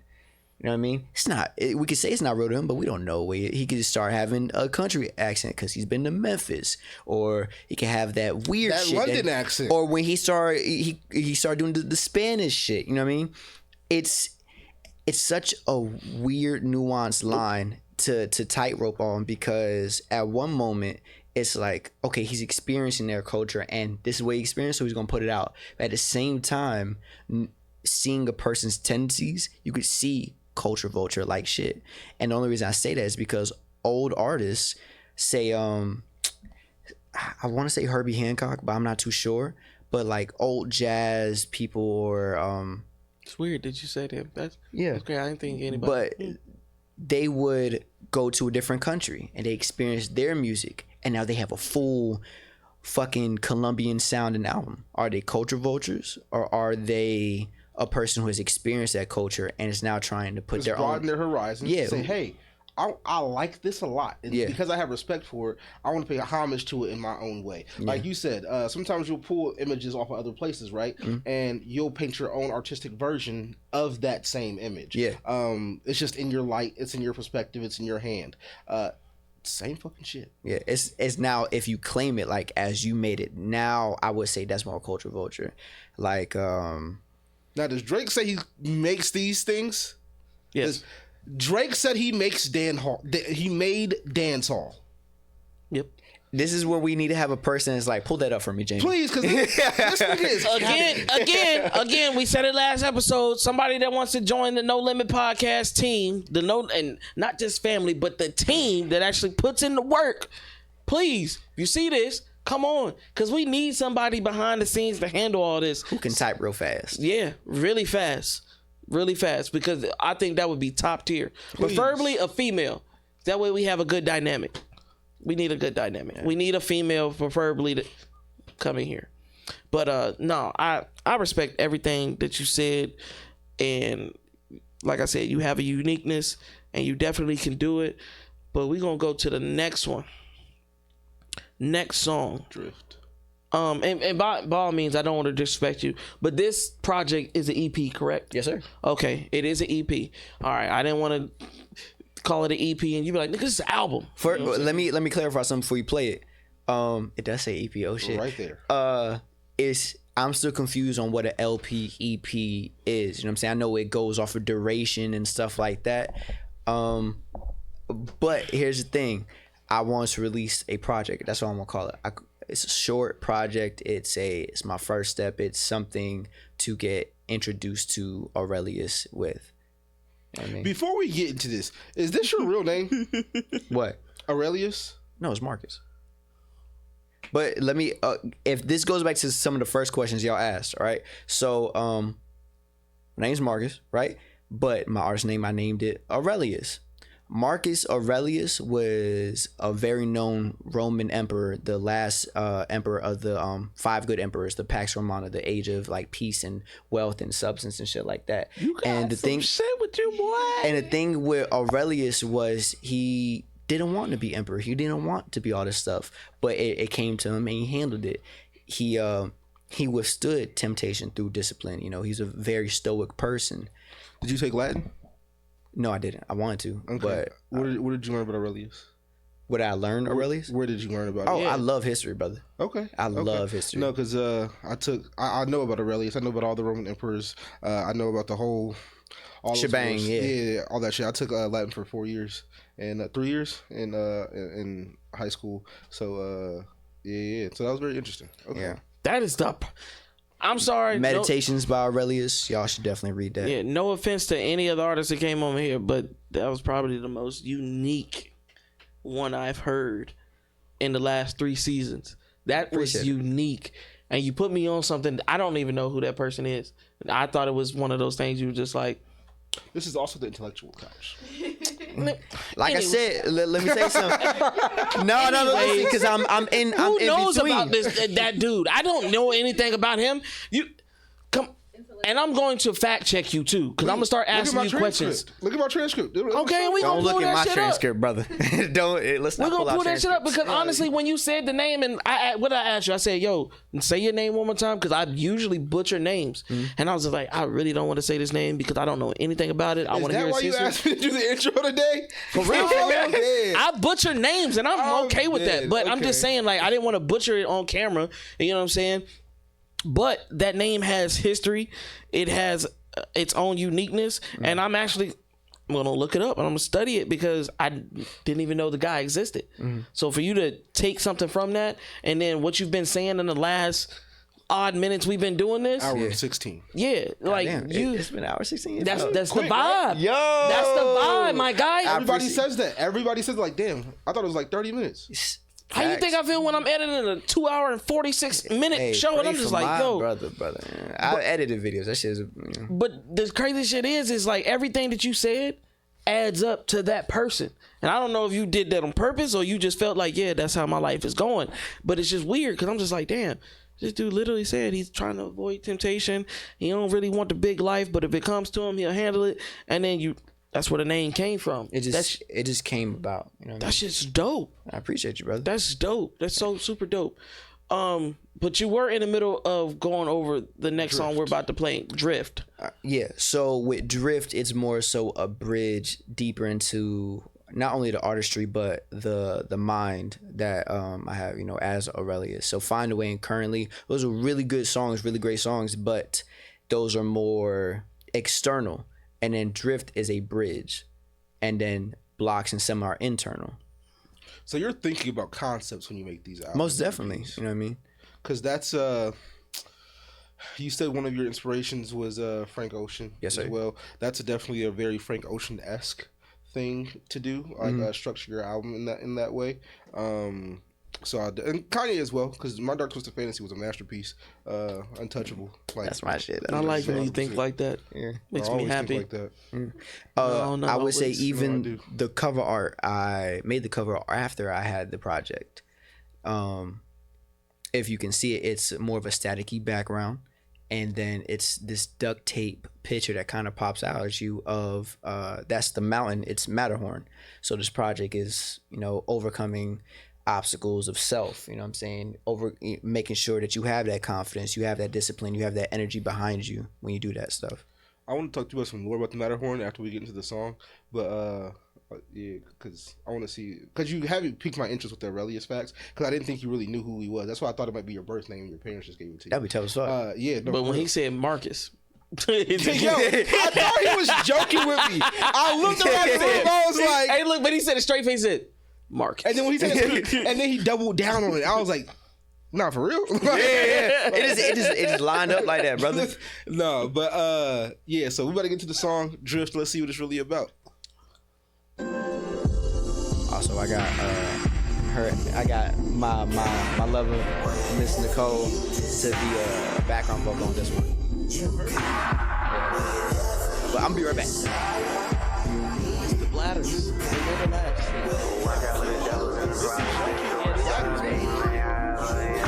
Have no bladder. You drink a whole bottle, we'd be like, damn. Yoga helps with bladder control. I know my big ass talks about it. I promise you to do it. With the way your back is, I did it. That's why I thought it back in the day. One, I was actually trying to get my life right. I'm talking about your back was fucked up. I was doing yoga before that though. Oh. Yeah, I stopped for a minute, but back into it because that shit happened. We had a switch. Frank Ocean-esque. Never will I let it down, hold me back. Never will I See, this part here is giving Suicide Boys, like back 2015 era. You ever heard, you ever seen that movie with Aaliyah and that vampire movie? That's what it gives me. It's giving me You those know types what's crazy? She said that like it was a classic, and we know that's just. she said like it was a classic. Like it's like a golden movie. Like it's I remember that movie from back in the day. I mean, it is, but it's not. When was that? Like, she died in 2000? It was that movie came out like 2004, 2003. No, Queen of the Dam came out in 2002. That's yeah. It was just funny. It was like, oh yeah, I know that one. I'ma just hold on. talk that shit. Wait, You that's the other next one. motherfuckers That's just the gon' next one. Hey, I he got think a slow. my favorite, by the way. He got a slow bladder too. It's been a minute and 38 seconds. He ain't came back yet.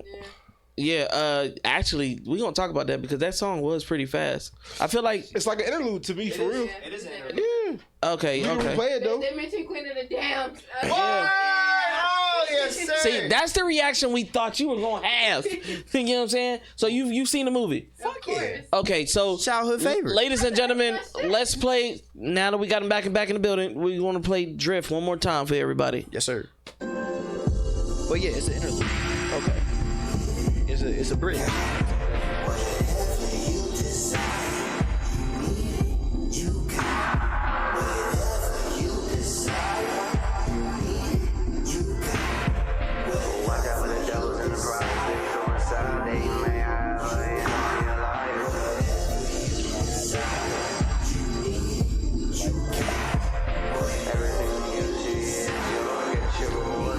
Did you see everybody looking at me?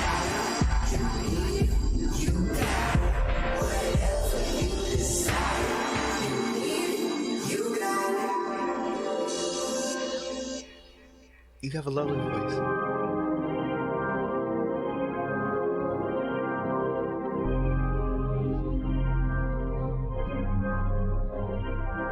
Never will I let it down, hold me back. Never will I let the fear hold me back. Never ever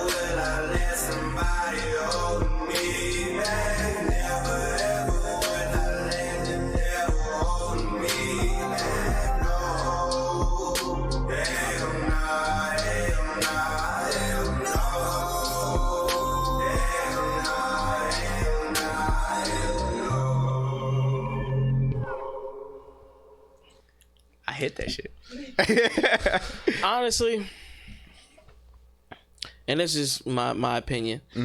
The only thing I didn't like, it was just, and like you said, it's a bridge, it's an interlude. But I would like a couple more songs like that. Like me, this is me personally. I know you said in the beginning, you know, fuck the fans. I'm doing this for me. I say fuck the fans. No. You did.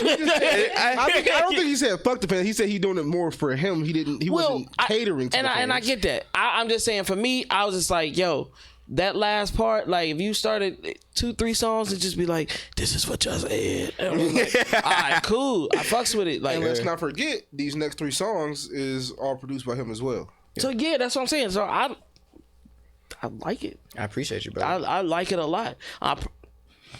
No shun to the other 2, but I like that over those 2, in my opinion. Because I grew up with a rocker type for a father. Like my mom, she was more Anthony Hamilton, and my dad was more. Did you hear the lisp? Yeah, Nah. You didn't hear it? Okay. Wait, the reason I didn't hear lisp because there you go. one of my close friends, he got a lisp, and okay, I okay. tried. I had Just to block it out. Yeah, I just like Naturally, okay. 2 of my close friends got lisp. I'm glad you said 2 of your close friends and you blocked it out. Yeah, Block that shit out, because nigga. otherwise I'd be like, damn, nigga. That's how he is. That's how he is. It took a every while time, though. bro. It took a while. Constructive criticism. I say, hey, buddy, let's train those. I've been like this, bro. We've known each other for damn 6-7 years. It's not going away. All right, no matter what training. It's just You part of don't me. practice. Ooh. Practice makes perfect. It's part of me. This is amazing. That's But anyways, I come from a rocker type of background, so I like the way you did, what you did.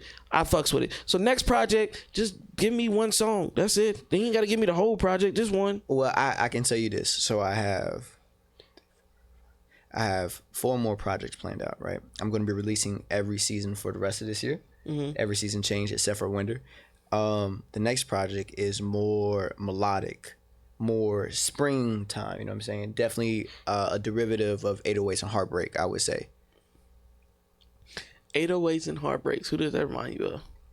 It reminds me of one of Kanye's worst albums. Nigga, what? That's why you see the distance we sit is for a reason. Whoa! Because you's a That's why I said I'm in the middle. You's a disrespectful ass Negro. I want to ask, why do you think it's one of Kanye's worst albums? Oh, he took the deep Think end. hard. I want all the Kanye West fans to see this man's face. No, don't click it on me. Click it on you. I want the screen on you when you say what you say. So let's see all of Kanye. Let's call it Kanye's albums real quick. This is why we need a third person.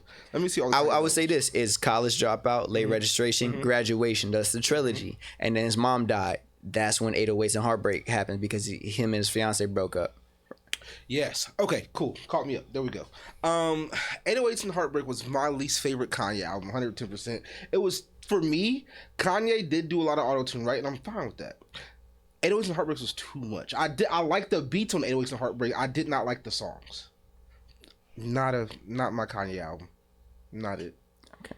Not it. And would you say it's worse because of it being how sonically it was, or creatively it was, or worse just in the personal aspect, as in this is not for me. This is not my market. I feel like sonically, it was a lot more over the place because also around that time he's going through a lot of things, a lot of turmoil, a lot of heartbreak himself. You know what I'm saying? So I feel like his music did reflect that sound of mental space that he was going through at that time, but that doesn't necessarily make it good to me. Switch it over 3. That can make it a little more relatable. Nope. To 1 then. I'm so. Oh, yeah, that's No, fine. that's nigga. No, because it's. Why are you interrupting me and losing? Because you're not seeing what I'm seeing. It's flashing, and I'm trying to get it right. There you go. There you fine. Continue. Plus, I don't like Kanye slander. So I can respect that. That's respect. thank you. So yeah, no, it was in Heartbreaks is pretty garbage. To you, or Any person with any common sense. okay, so this is why I have to dispute this, because 808s and Heartbreak is one of the most pure emotional albums he could have put out, right? And the only way to I would say, regulate that pure emotion was through autotune to make it sound more sonically pleasing. And so he used autotune. He might have, some people can say over, too much, but how else are you supposed to convey that amount of emotional turmoil he's facing? So you think, and this is not avoiding your question, but I just have a question before I answer your question. Gotcha. So do you think 808 and Heartbreaks was more emotional than My Dark Twisted Fantasy? Yes. Really? Yes. I hear a lot more pain on Dark Twisted Fantasy. Homie, mama just died. Bro. I get you. Listen to Cold as Winter, bro. I get you, but yeah, My Dark Twisted Fantasy was just to me, I heard of more of a serious desperation. And that could be for different reasons than it was Heartbreak, because he was dealing with that pain more so and trauma with losing his mother, than desperation for not being left behind or forgotten. Because at that point in time, when in between those two albums, Kanye was the height of all popularity at that point in time. Yeah, but he was the height, but he was in the most drama with that hype too. Yeah.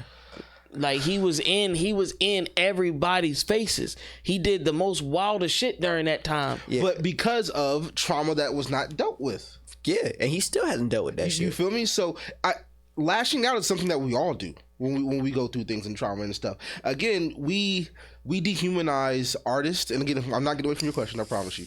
We dehumanized artists and make them seem like a symbol or a machine, like we said Drake is or whatever, than actual humans. Like, oh, they shouldn't do that because I see their face everywhere and they're famous. Right. They're a fucking person. If I stab that nigga, will he not bleed just like you would or I would? There's I don't know. no difference. According to you, Drake bleed gold. Again, I never said this. Yes, you did. Season 2.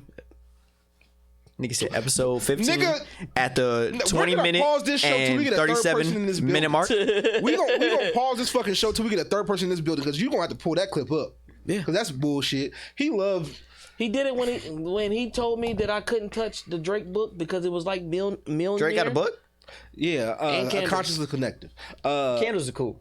I didn't know he made candles. Fuck my drink. That's your own fault. Yo, But look. And before we segue too far, I want to say branching out your brand to make candles is tough. I mean, Erykah Badu made her own pussy incense, and That's Erica. I want to buy it. Cause you're a whore. You got happy because you're a whore.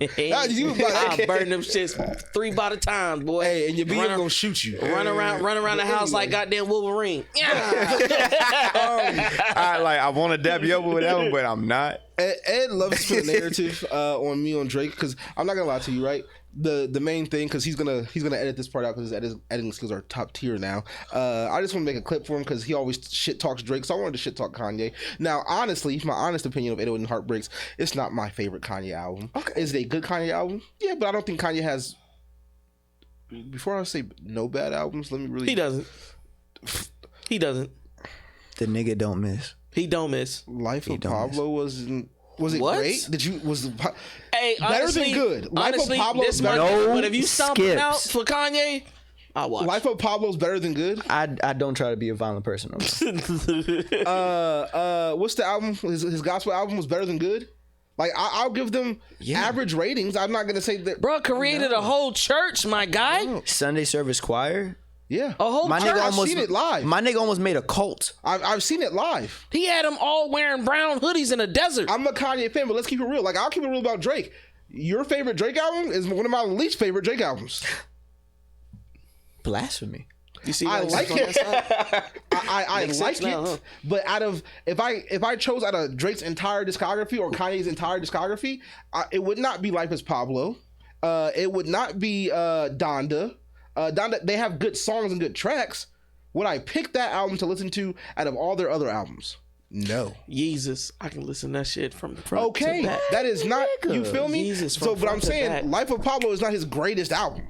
Oh no. Like if you had to, Strange if you're doing Kanye against Kanye, right?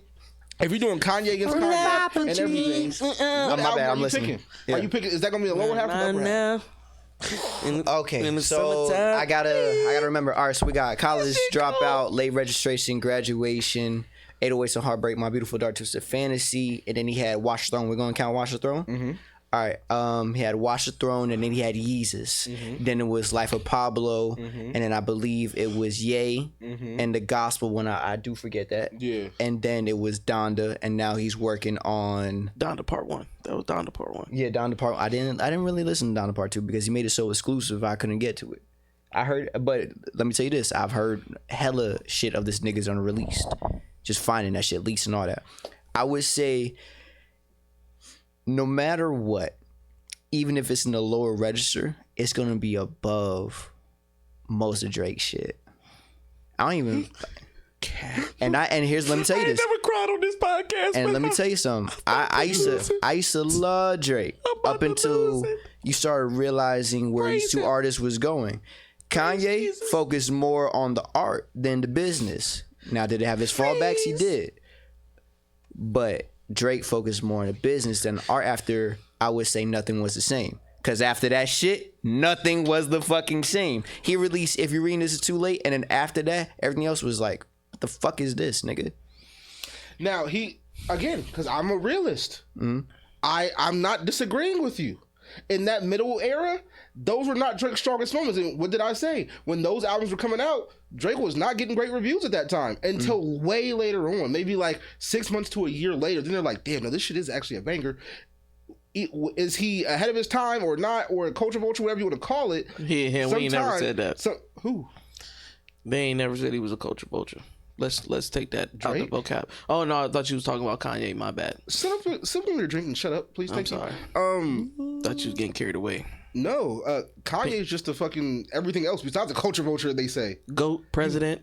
They don't say anything. They say we don't want him to be a president. They say he's dethroned from the fucking GOAT status besides the producer category. Who said that? Who said that? Rapping? Who said that? Oh, please, let's. Who said that? Third person. Who said that? I believe it was your buddy. I believe it's your cynical buddy. Who? Joey. Joey who? Who you think? Joey Button. I might give a fuck about Joe Budden. Nigga, what? Now. I ain't fuck with Joe Budden since fucking Come on. old ass sandal wearing, And then light Jay-Z skin, saw bald that nigga ass song. nigga. Fuck him. So now you on Drake's side, right? Fuck him. Oh, now you on Drake's side. No, I just don't fuck with Joe Budden. Fuck him. The only reason why I can say this, what's that known quote? The enemy of my enemy is my friend, right? He may not listen only because of circumstances. He may not fuck with Drake, but over Joe Budden. Joe Budden is like, come on, nigga. So He's like a whack 100 to me, bro. Not that bad. I can't stand him either. Whack 100 is, he knows what he's doing. I would say Whack 100 is like a LeVar Ball.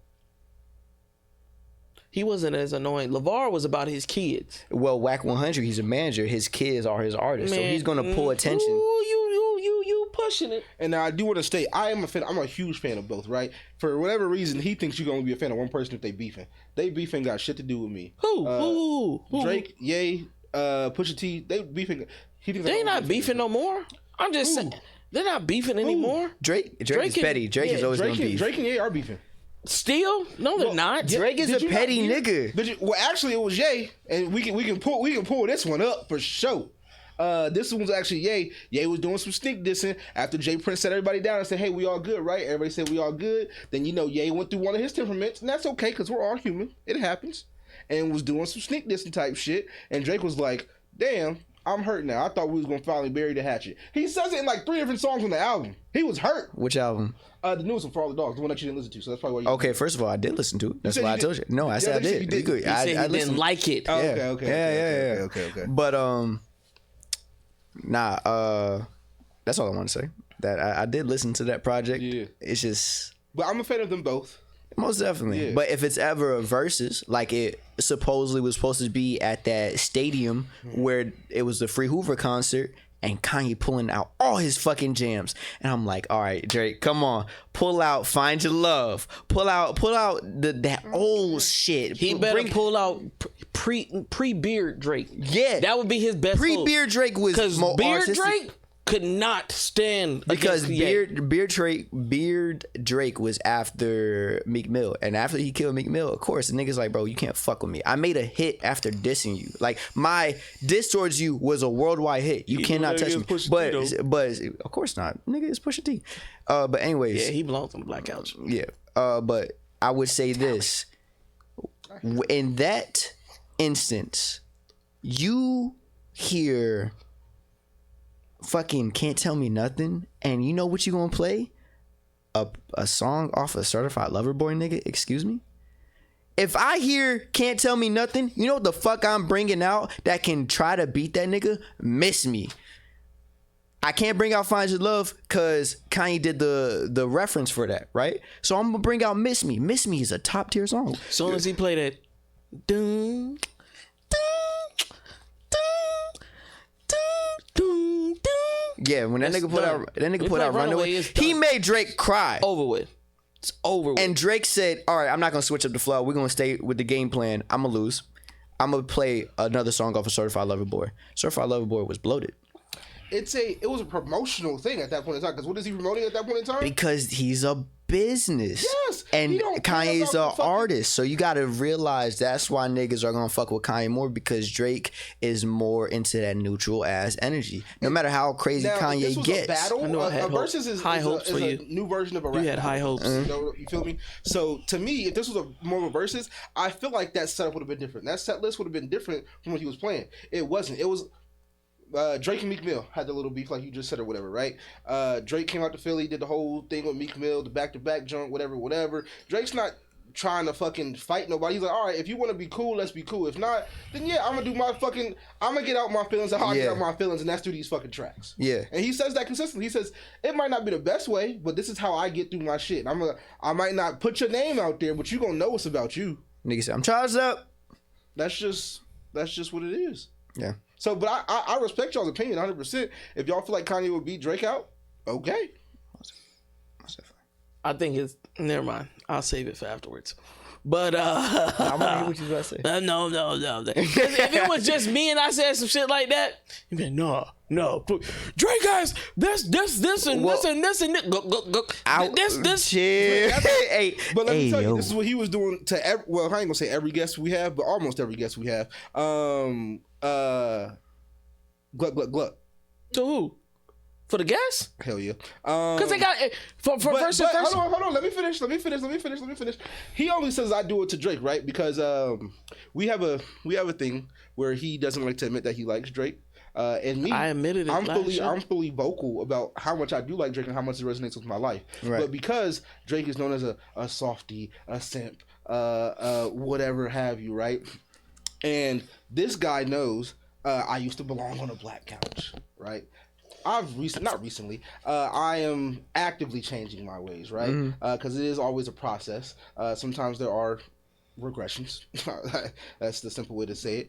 But he doesn't like that I like Drake because of that sensitive side. Because it's relatable. Drake to me is relatable.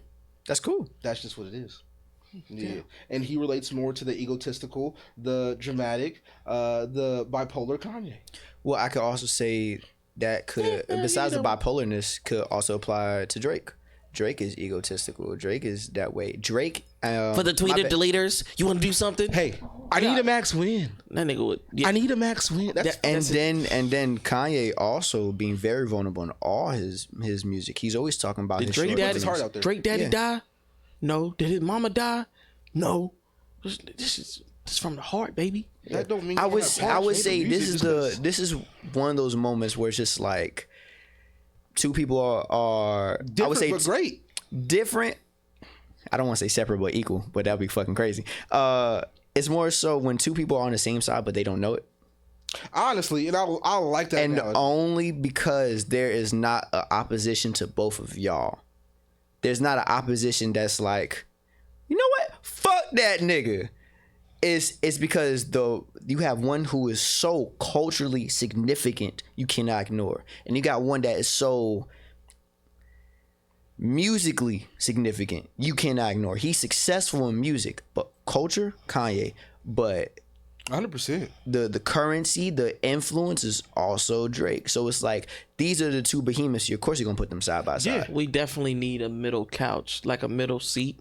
Because he going back. He's like, damn, I want to put this thing on the orange couch. Wait, no, put it back on the black couch. Yeah, If you like that, You're definitely like well balanced. Well, if I balanced. didn't say my age, y'all motherfuckers thought I was 26 or goddamn 37. No, I would have thought I you said were. it. I would I have thought you did. Khalif's age. Now, if Khalif didn't come up here first, you would have got me. But with most people running at like a 5-year age gap. Right, so I didn't think you were older than Khalif. I thought you'd be around the same age because he said y'all knew each other from some time ago. High school. Yeah, exactly. So that's why I was like, nah, I knew you was younger around that age, at least a 3-year gap max. But when you said 23, I was like, spot on. It was just funny because this man. Yeah, bro. I would say with the beard, I get older. Guaranteed though. Shout out to my barber, Big B, you know what I'm saying? It's a Supreme B barbershop over there on Rosemont and Holland.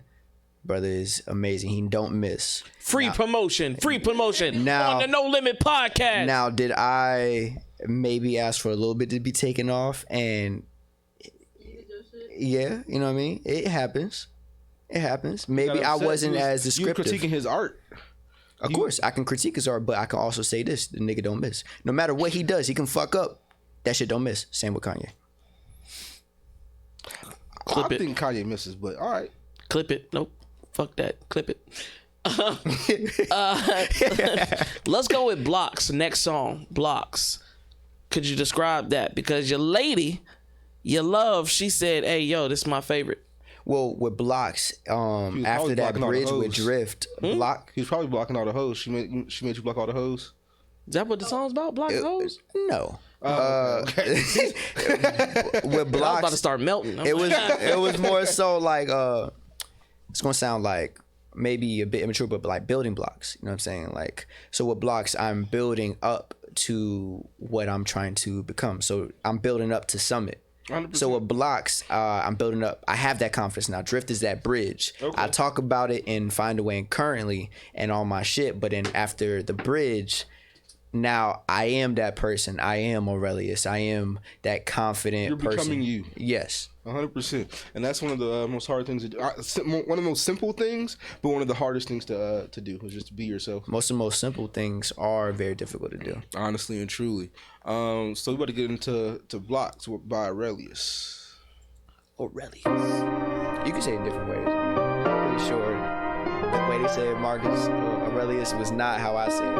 I say it this way because fucking accent. I'ma just talk that shit, you other motherfuckers just gon' have to wait your turn. I'ma just talk that shit, you other motherfuckers just gon' have to wait your turn. I'ma just talk my shit, you other motherfuckers just gon' have to wait your turn. I'ma just talk, you gon' have to wait, yeah.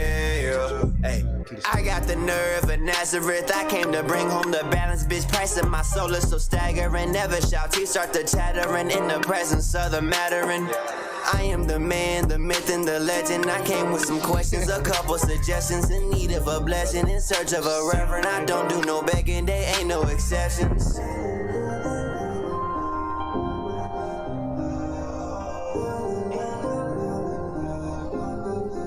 This part was definitely like, it's that procrastination. It just hits. And then it's just like, let's get back to it. I see the gold inside myself. Philosopher's stone, I capture the wealth. I don't need no loan, I use it for self. The seeds have been sown, I'm reaping great health. I see the gold inside myself. Philosopher's stone, I capture the wealth. I don't need no loan, I use it for self. The seeds have been sown, I'm reaping great health. The picture's so clear, it's crystal. Stepping on toes, nigga, no missile. I'm not bad, but I bring it the light. Static and nice, yet I keep a clear sight. Tempted by bitches, external possessions. I dip it one toe and then learning my lesson. I know that I'm destined, I know the soul gold. Can't blame me if I crack but don't fold.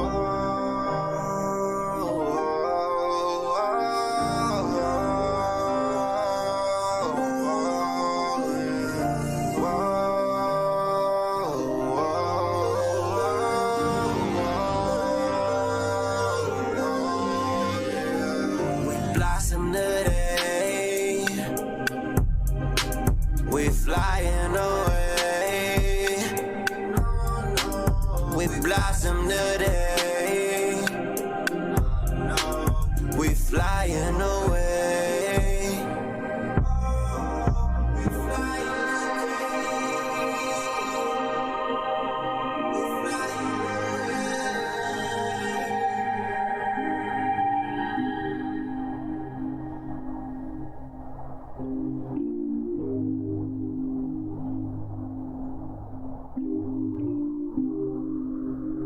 So that was Blocks.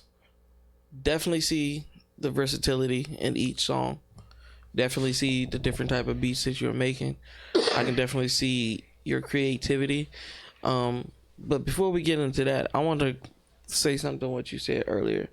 You said sometimes I look good to the artists that come on here. I'm gonna correct what you said.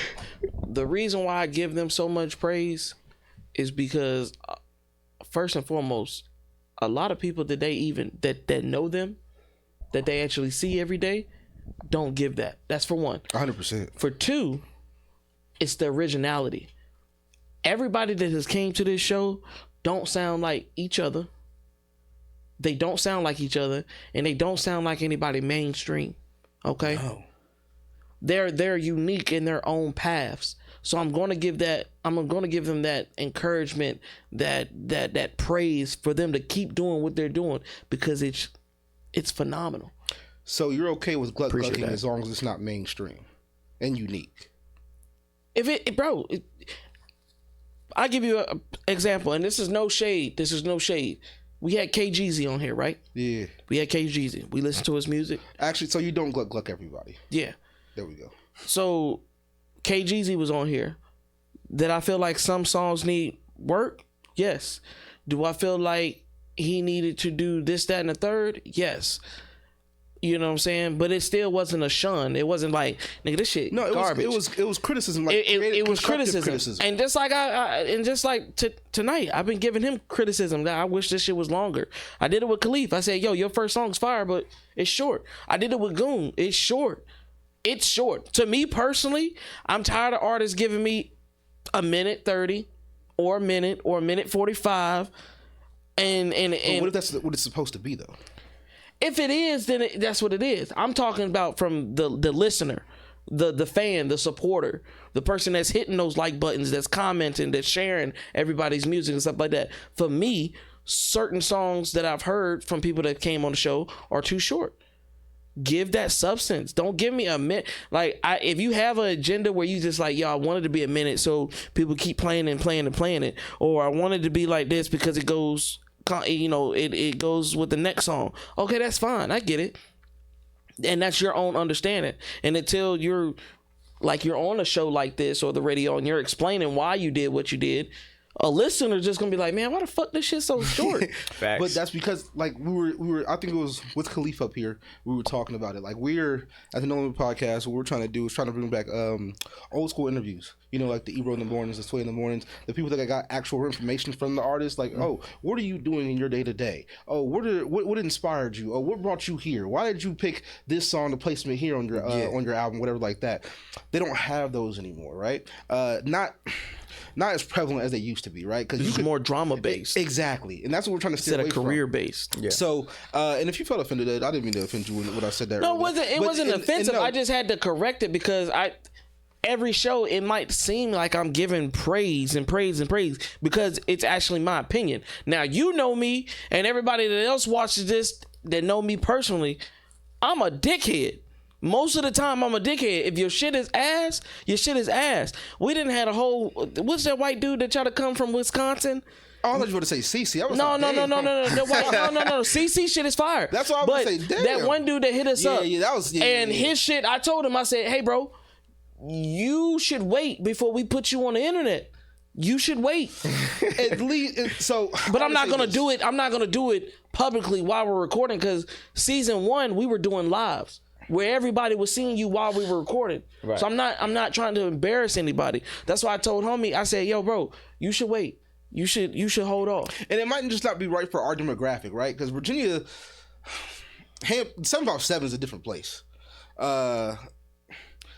It's not, everybody doesn't become successful here, right? It takes a different type of niche, a different type of market, different type of drive to really pop here. But if you're popping here, you can do it. But not everybody can come down. Well, you said Wisconsin. It was Wisconsin, right? Or was it Jersey?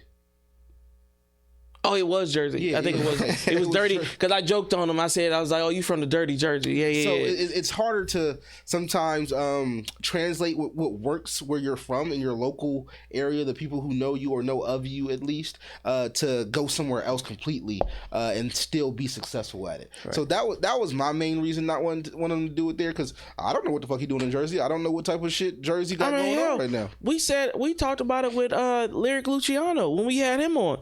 He used to do the gutter rap, dissing the baby, dissing other rappers and stuff like that. We said, hey, yo, that shit's not for you. You are better when you're talking about depression and sobriety and losing family members, like losing your mom and appreciation for women. That's when his music actually came on the up and up. And you know what I'm saying? So I do it for certain artists, like, you know what I'm saying? I did it with CMG Trap when he was sitting right there, and I'm just like, hey, yo, bro, you gonna have to speak up a little bit more, because we doing these either for free or for cheap prices. But you spend, like we talked about earlier, you're spending thousands of dollars to get your name and your voice heard on airwaves or on stages. Mm-hmm. You can't be a quiet dude just sitting on the couch. Not at all. Yeah, I like to rap. Why you like to rap? It's just fun. You can't be like that. So I'm going to correct you right there, and I'm gonna do it as friends, as family. You know what I'm saying? I'm gonna do that. That's what family's for. Correcting that. You know what I'm saying? But as of right now, we haven't had a bunch of artists come on the show that have trash music. Maybe we need that. Maybe it would be maybe we need somebody that's gonna be not super trash, but hey, bro, you need work. So people understand that, we just not praising, or I'm not praising everybody, but it's hard not to when I hear some fire shit and I'll be like, yo, I want you on the show. We have done things like that, right? And bringing back up CC again, no shunner or anything like that. CC's music is good, but he even said it himself. He's like, I'm not really working on it. I'm working on it, but I'm not. But what we told him, you got to get focused. Exactly. So we give that out to people. Yeah. We always find, because my mindset for sure is not to maximize on my strengths though, but just to minimize my weaknesses, right? So if I'm not promoting properly, and I know that's my weakest point, okay, let's start promoting more. Let's make that weakness a little bit smaller, because if my lyric is good, my beat's good, you don't really have, you get better with those over time, right? But you're already okay with those right now. You want to work on what you're not okay on. Because that's your biggest improvement market right now. Yeah, you only as strong as your weakest link. There you go. Exactly. So yeah, artists that come on the show, and I'm not trying to take up your time or anything like that, but I will say No Limit isn't just for musical talents. We've had poets on here. We've had actual painters on here. We've had authors on here. We've had clothing designers on here. If you're on the East Coast and you have a talent that you're, or a craft that you're putting 100% in, I don't give a fuck if you're a magician. Come on the show. Show me a magic trick. Whoa. Pick a card. Do you don't fuck with magicians like that? Huh? No, I said come. It's like you downplaying like they a lower class. No, even if you are a magician, because how many times? Even if because how many times have you seen magicians, bro? If we saw one on the carnival. What carnival? They were here?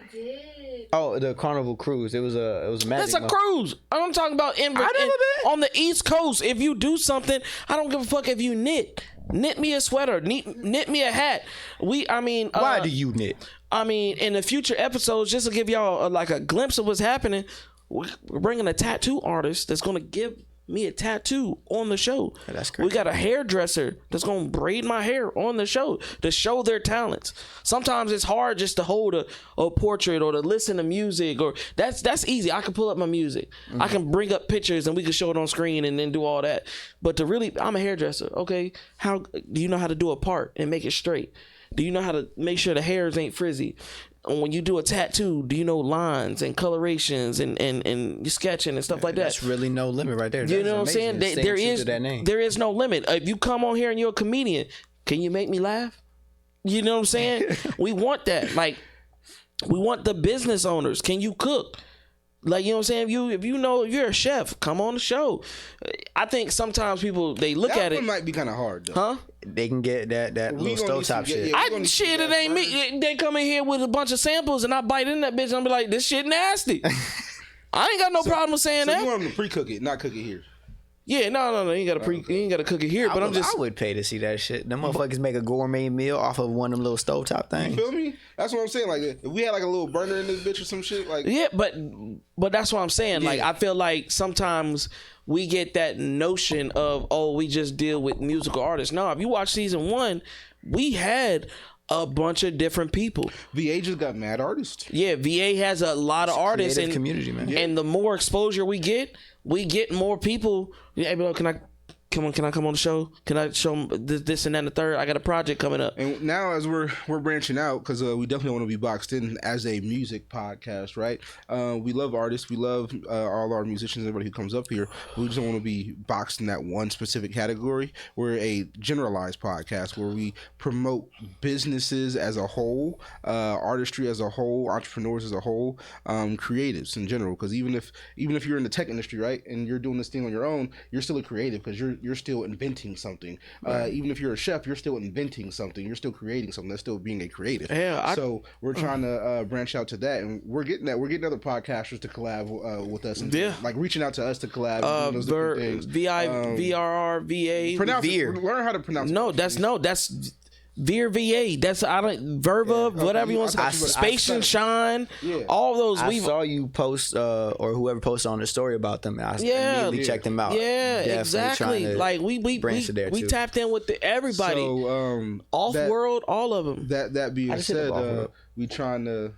we're just trying to show people there is a spotlight to be had. That there are people here doing things and different things, things that are out to norm. Like you said, we haven't had a single artist that really sounded the same in 3 seasons. Well, 2 seasons and third one continuing right now. But so far we haven't really had an artist that really sounded the same.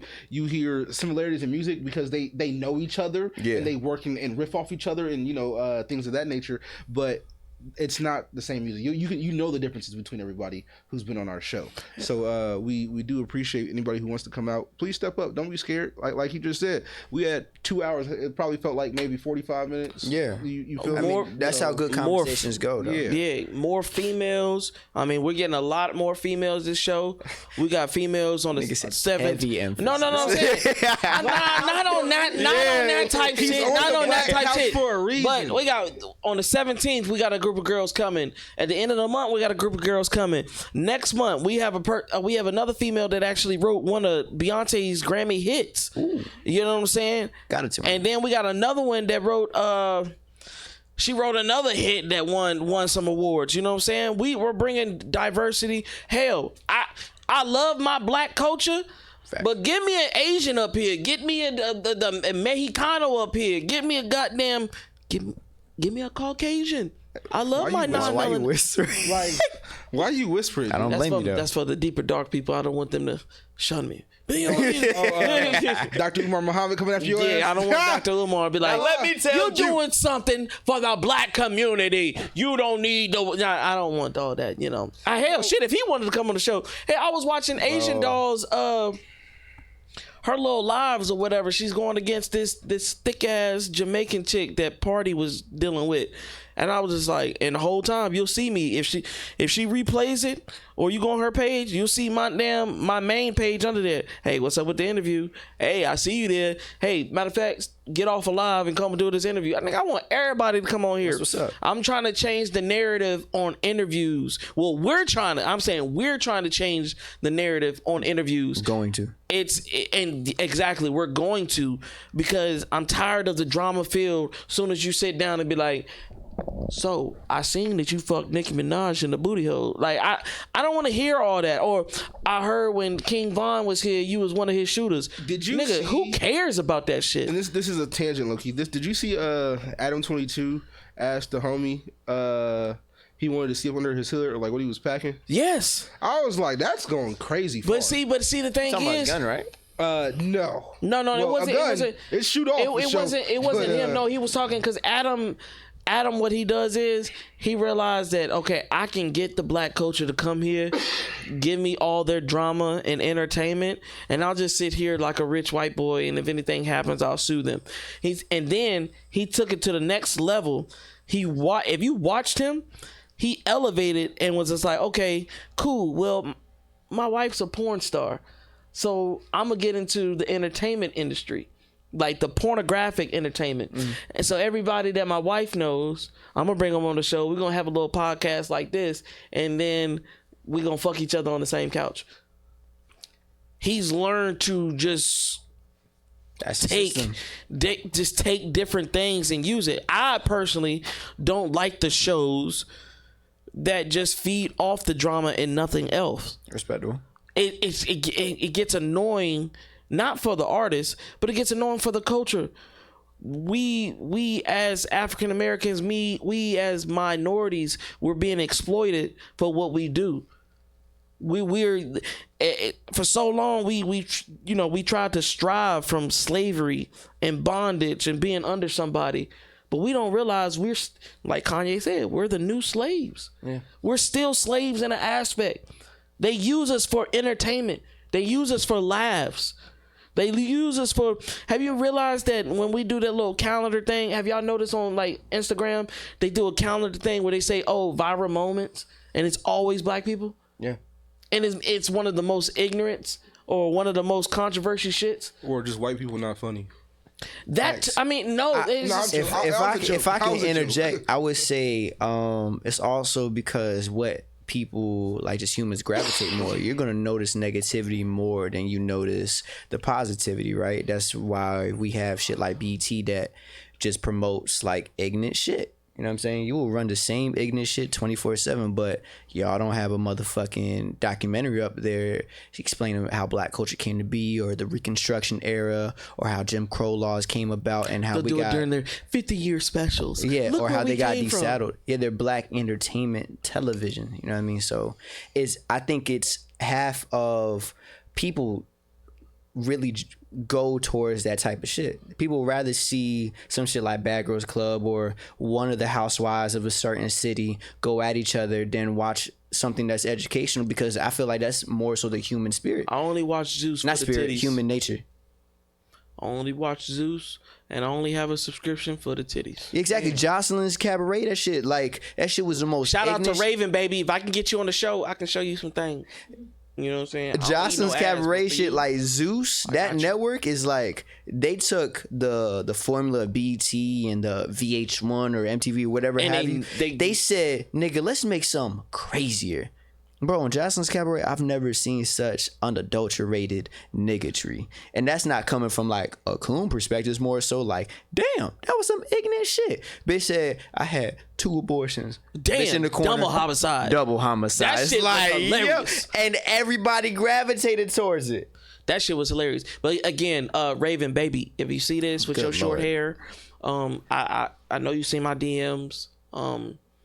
You can come on the show. If I could tell you something, brother. You know Raven? I saw her on the thing. Okay. Raven. It's just like, nigga, like. I mean, it's fake, but I would say I like, would enjoy a nice candlelight dinner, and then afterwards maybe she's not looking for candlelight. A couple Rhino pills and Blue Chews and a little bit of. Nigga say get the honey packet. Oh no, I'm gonna do the special. I'm gonna make sure once I'm done, she's here forever. She's not going anywhere. And then you say this that, but nigga said a candlelight dinner. I promise you, when she walked to that table, it's gonna be 2 Wendy 5 for 5. Because I'm not a fucking romantic, baby. I'm trying to get. Never mind. Let me stop. But nah, don't tell me you wouldn't want. If Rennie seen this right now, you wouldn't want Rennie on the orange couch. Who's Rennie? Rennie Rucci. Ooh. Finally, somebody agrees. Nobody knows who the fuck that she is. She's a regular light skin with a fat ass. Well, I'm also biased because I'm not attracted to light skins. Brown skin, dark skin women all day. Yeah, I did. I ain't gonna say nothing to that. Yeah, that's what it's like. I don't keep it safe. That don't mean nothing just because you don't know her. I mean, yeah. I would say you can't really take my opinion at such a value because I be under rock working on my own shit or something else or focus on something else. So I don't know some of the local artists that people will be like, oh, you don't know him? I mean, bro, I just got in this shit. I don't know what the fuck local artist. No, I don't know who she is. I don't know what she do. So I'm saying it's like I'm comparing it to that. Is she? What does she do? Is she porn star? So she's an artist, but she was also on. Was she on Madness? Love and Hip Hop. Oh yeah, Love and Hip Hop. Yeah. So, but that Cardi B was on Love and Hip Hop, one of the most famous Shut people up. since now. So what the fuck? That's the only motherfucker I know who could ever pivot off that shit and make it something great. No, Jock got back up off of that shit. Jock was down. Jock only got that because he wore them based ass perms and wigs. That was way later, bro. Come on now. Jock been on Love and Hip Hop for a long ass time. Some people are just hustlers. 100%. No, Similar to this goddamn but it's the podcast. exposure that it brings you, right? That brings you more notoriety, more fame, more whatever, right? So, That's actually one of the 48 laws of power. Is better, like, just be bold. Enter with boldness. Like, cause you will remember Ray J saying these glasses are unbreakable, and that Them nigga bitches snapped. and where did Ray J start coming back into power again? When he was on Love and Hip Hop with his girl Princess and all the other bullshit that he was going through. Very true. But what did you ask me about her? Who is What she? did you? No, I was just saying, like, yo, he feels the Oh, same what way I want about. to sit? No. Fuck her. That's why I brought the camera on me. Fuck her. What did she do? He mad because She got with another nigga. Skin. What's wrong with that? It's not me. Black love. Yeah, he just mad. I'm saying. Also, I would like to interject furthermore and go deeper into before we segued. When you was talking about, I want to ask, is the difference between how you say gluck glucking and giving a person their flowers is a matter of perception? So let me tell you why I said this, right? Because the only time He's a hater. No, you're a hater. Honestly, that's what it is. He's a So hater. anytime I give praise or flowers to somebody, oh gluck gluck, D'Angelo. Oh gluck gluck, you're such a fanboy for everybody. Ask him who's the main person. Ask him, actually, not the main person, the only person he gives praise to. You tell me. You can watch from season 1 to season 3. Please. Y'all gonna make me fucking Please, get no, a please marathon do. of this. Oh yeah, no. You'll see from And the tell me beginning. who I praise, because he doesn't listen. He hears what he wants to hear. He and that's his praises main problem. nothing but the DRAKE. Again, I will also say this, just off of from what I've experienced here, that's maybe only what you've noticed. thank you. Because you may be looking for that. Say like I got a friend that fucking hates LeBron, but he's like, I appreciate him, he's a great player, but anytime LeBron do some shit, he's like, bro, that nigga's garbage. See, this motherfucker wouldn't be doing that shit. But it's only because you're looking for it. It's a real estate on your mental. Because if you go back, okay, so if you go back through if these you taking an seasons- 8-hour trip or 9-hour trip to a different state, and that's one of the main people you got to listen to, you would understand where I'm coming from. That's crazy. Yeah, Nigga, I it's promise crazy, you- right? It bothers let me tell you right? how much he's fucking lying. Did that happen? Because back then I didn't even listen to Drake that much. He's lying. He's a liar. Let's say He he's loves, not lying. Let's but see. he loves making a narrative, and it's really. We're gonna end the show soon because it's really starting to piss me off. No, I'm like for real. Because you like because you build a narrative, bro, and you always do it. That's what you do. I have It's really clips. not, though. I have clips on my main page. Again, because you build a narrative. That's what you do. No, you build a narrative. That's what you do. I would say before we get into the next track that sometimes people do build narratives, and it's more so instead of going against it, like understanding why, right? So the deeper reason would be, why do you care that I listen to Drake so much? Could be your reasoning, right? But then his reasoning could also be the same shit. Like, why do you like Drake so much? So it's more so there's a middle in there that y'all might not be seeing. 100%. But so I've told him multiple times. It scares me because just like your music is going to hit the top ranks, this podcast itself is going to hit that top ranks. We're going to venture, well, not say venture out, but we're going to have big names on here eventually. And I don't want a person like him to walk through the door and somebody that I've known for years change up on me in the last minute. It then scares you me. didn't know me then at the end of the day. I would say it's more of a matter of principle. Thank and you. you can't operate off of fear, because I see managers who do that, and when you operate off fear, your reality becomes that And then fear. what's the one word you've been saying all goddamn day? You don't say him specifically. You don't say he's projecting, but you point him out for projecting a lot this goddamn show. This nigga love projecting his insecurities and fears on shit. He hates people who switch up on him, right? Which is a valid thing for everybody, anybody to feel like that, I right? was about to When you have a fucking friendship, say. cool, that's fine to feel that way. But when you consistently, oh, you're gonna change him, you're gonna, nigga, shut up, stop your crying ass. No. I say that for a reason. Like you said, you're building up your musical. I'm pretty sure have you ever had a team before? No. You've been solo dolo the whole time. Only team I had was 777. Like I just started doing music though. Okay. I may have had a group. Yeah, that's of friends. right. That's right. You said 2021. That's when you. Okay. So I definitely understand like a group of friends and then one person to switch up on you. It's just like what the fuck. And so now that I will say it is a trauma. It's because now I'm thinking, can anybody else switch up on me like that? So it then becomes like you start noticing things that person did that this other person may have similar, but their principles are different. So you might converge them and have the wrong perception of it. And by all means, I could, but people would have to see what I see to understand. That's true. They would have to be around what I'm around to understand. I don't just say it to just. Hell, I got one homie on another show that we do. He loves wrestling. WWE. He goes wild over the shit. And I'm just like, if The Rock ran through the room right now, would you drop the all on both knees? Because that's how he acts. Because he likes something? That's how he projects himself to other people. Like, I'd be like, yo, calm the fuck down. He's not that serious. So you're telling me that he projects that I would suck The Rock's dick if he walked through the door. That's what he projects? Get the fuck out of here, bro. I would say... Monty don't do that? Monty don't do that? No, nigga. He likes fucking Then you wrestling. ain't been around him enough. Nigga, I can interject, we would be on I would say we would be hypocrites, right? Because the way that we've seen them build up the person, right? Say that person with The Rock, or maybe him with how you think he views Drake.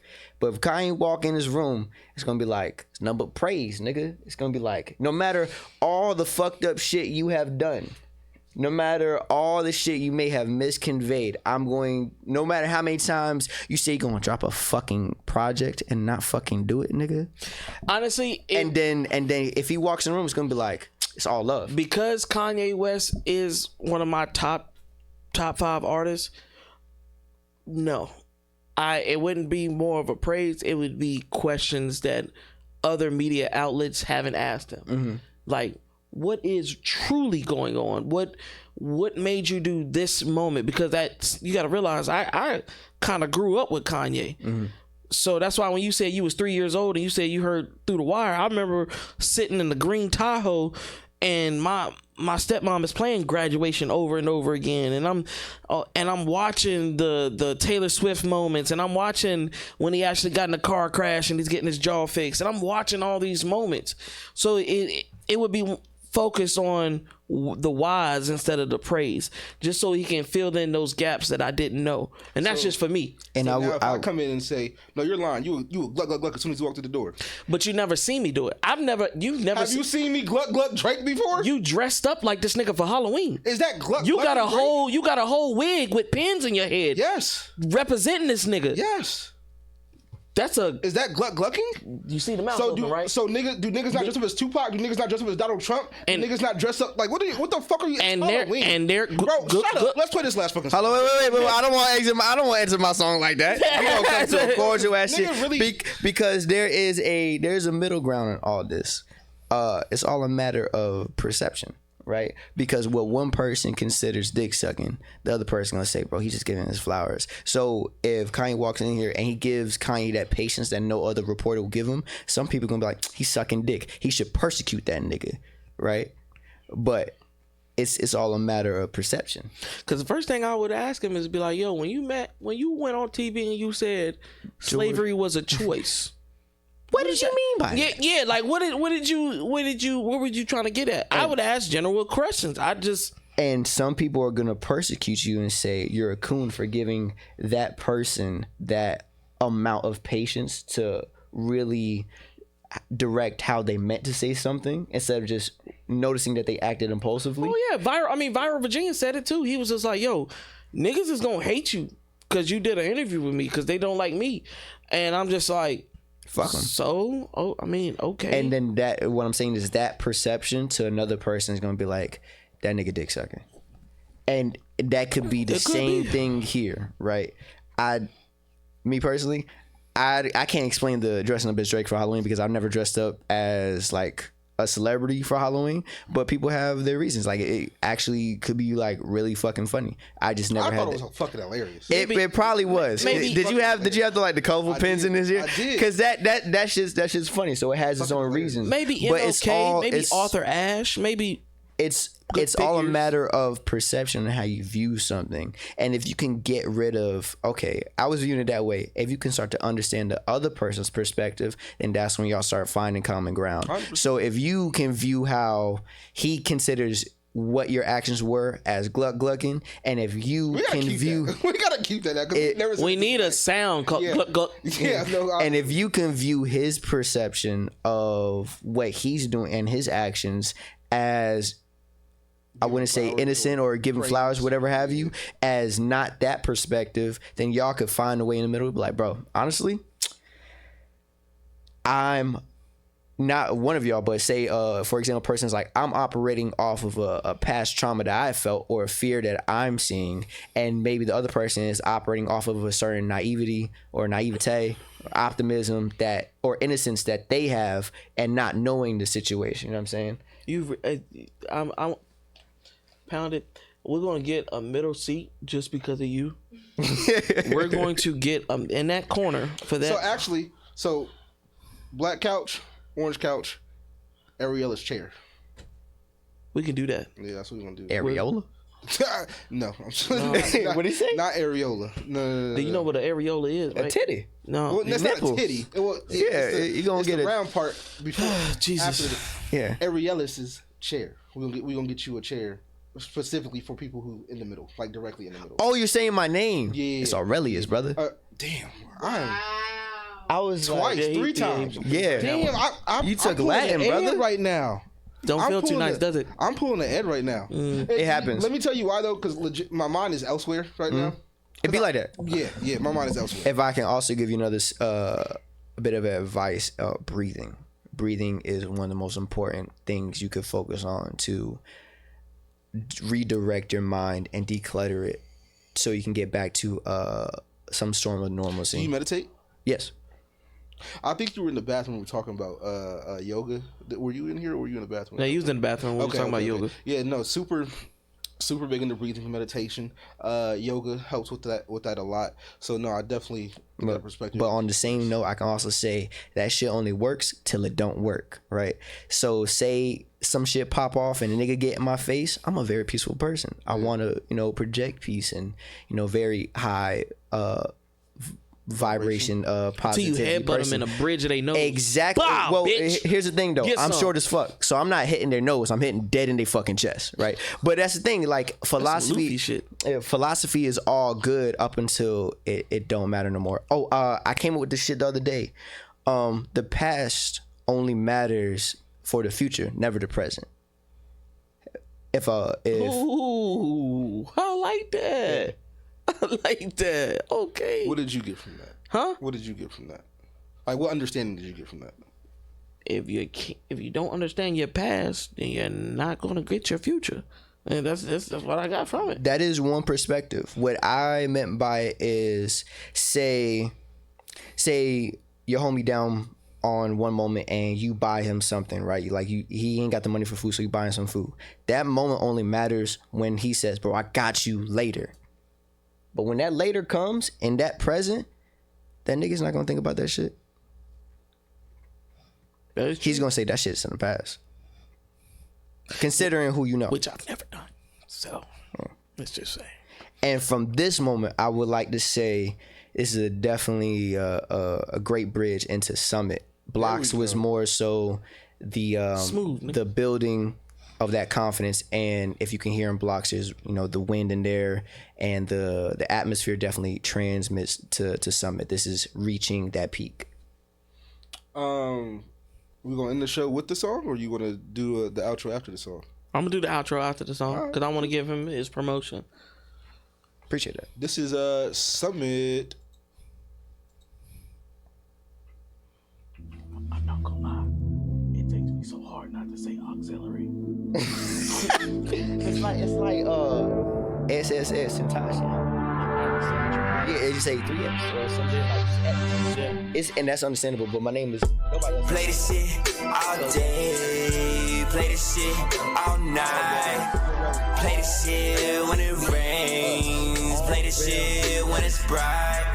Play this shit all day. Play this shit whenever you be putting on that ice. Play this shit whenever you be dwelling on the nights. Play this shit whenever you distracted by them lights. Oh God, I'm on.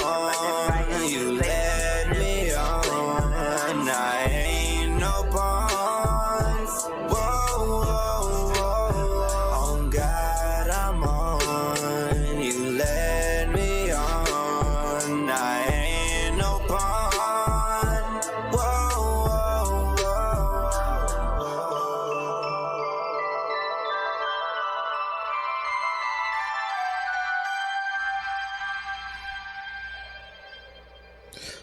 I was about to. Never will I let anything stop my own hustle. Building on smoke without moving any muscles. Never was content with any of my own struggles. Burning every boat, made a throne out of rubble. Faith in all these words like faith in the Quran. Treating every project like it is my own psalms. Never been distracted by any other qualms. Arming up my ego, desert eagle in my palm. What we all, nigga, what the fuck you want? Wanna flaunt, nigga, wake up in the morning, ayy, just to put it on, nigga.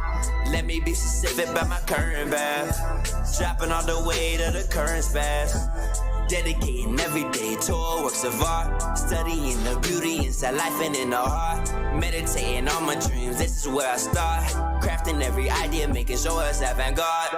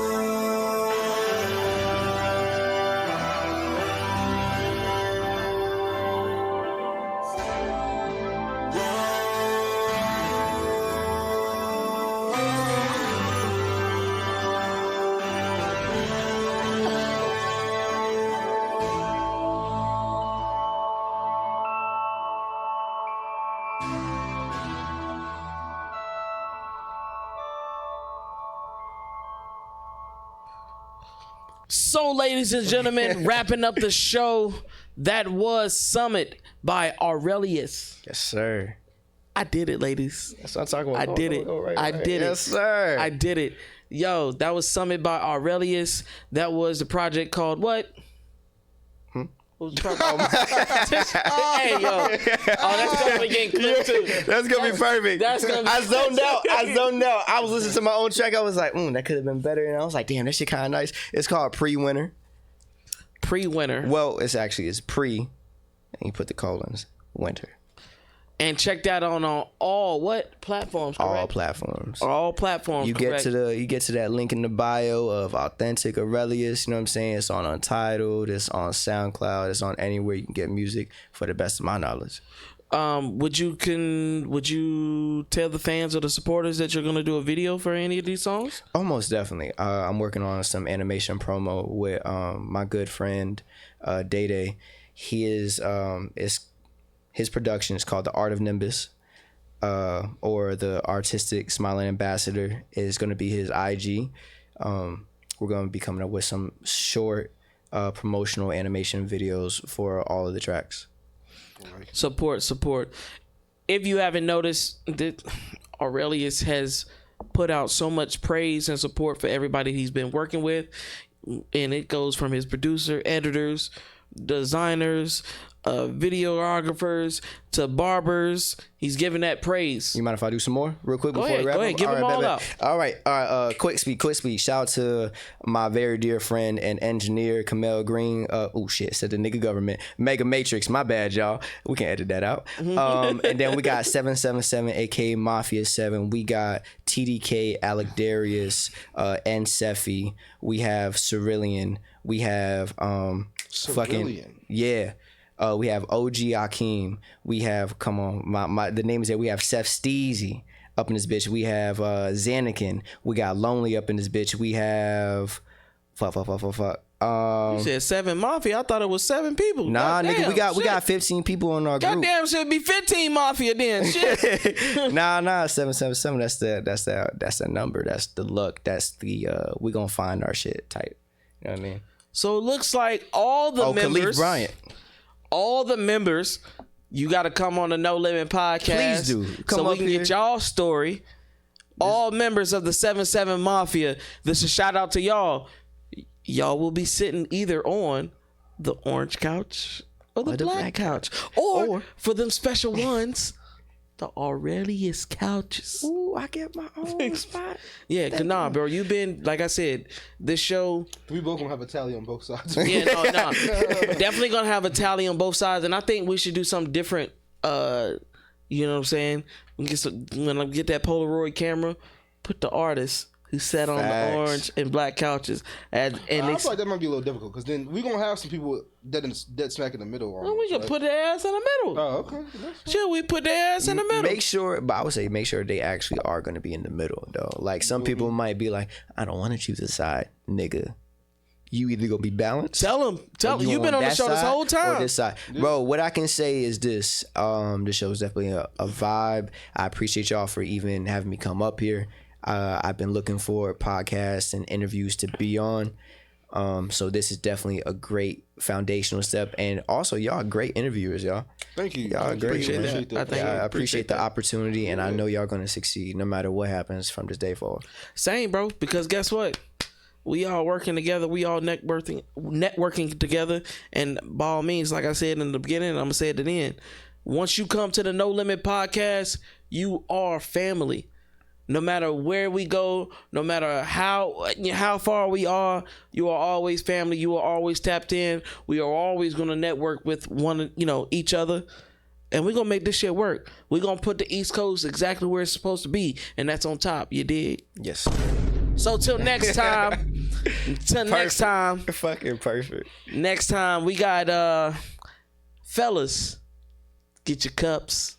Get your blunts. Is that next week? No. Oh, yes, it is. Oh, yes, it is. It's next Wednesday. I thought the 17th. I thought so. That's Yep. 2. Yep. I thought that was Panda. No, they're bringing 3. Pandas at the At the end of the month. Okay. Yes. I got it mixed up. Oh, And next she's- week is the models. Yeah. Bringing all 3. Confirmed.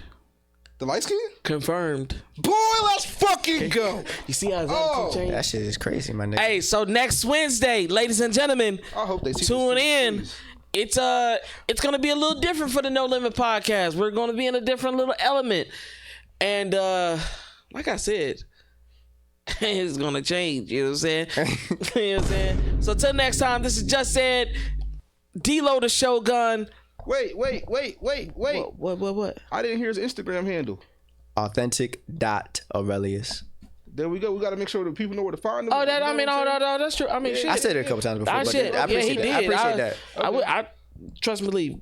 He's gonna be tagged and everything because them videos. Before I close my eyes, first 2 videos are gonna be uploaded tonight. Bro, invite me as a collaborator on the motherfucker. We yes, gonna push them. and that's why I'm glad you And fucking like, said. I'm glad you said that. Hold on, I'm glad you said that. If you come on this show and we give you clips, post them, motherfuckers. post them. This is for y'all. This is literally for y'all's promotion. Content. Do not sugarcoat these.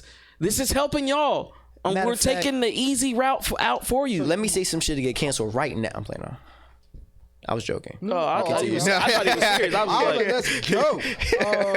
But no, like, what you're saying is correct, right? But I just want to tweak a little bit because they share it. What you want them to do is collab on it, which is different than just sharing it. I wouldn't even say that. Like, we got the YouTube out. You know what I'm saying? Some people take a certain narrative or they take a certain perspective off a 30-second, 60-second, or maybe a minute clip. Don't do that. If you have questions, because right now Instagram is blowing up with people chatting or whatever like that. Don't go off of the little clips. The clips are for attention grabbers to get you in. Watch the full episode with these amazing artists that we bring on the show. My guy right here, is peace. He is peace. He is tranquility. He is balance. I mean, hell, this whole episode, he's been balancing me and D-Lo the whole time. If y'all haven't noticed, he's been that balance. He ain't been one-sided on this side or I'm on this side. He's been that balance. And now we're changing our direction of the show to have a third person to give us facts and a third person that could be another balance. And we're naming the chair after him. That is something, that is an influence that we need on the show. You know what I'm saying? So everybody that comes on, show us something different. Bring something different. And also, go to the YouTube. Share your YouTube out. I send links out. I tell people, this is your... It might not be your first interview, but it is one of your interviews for your future. Facts. Use it.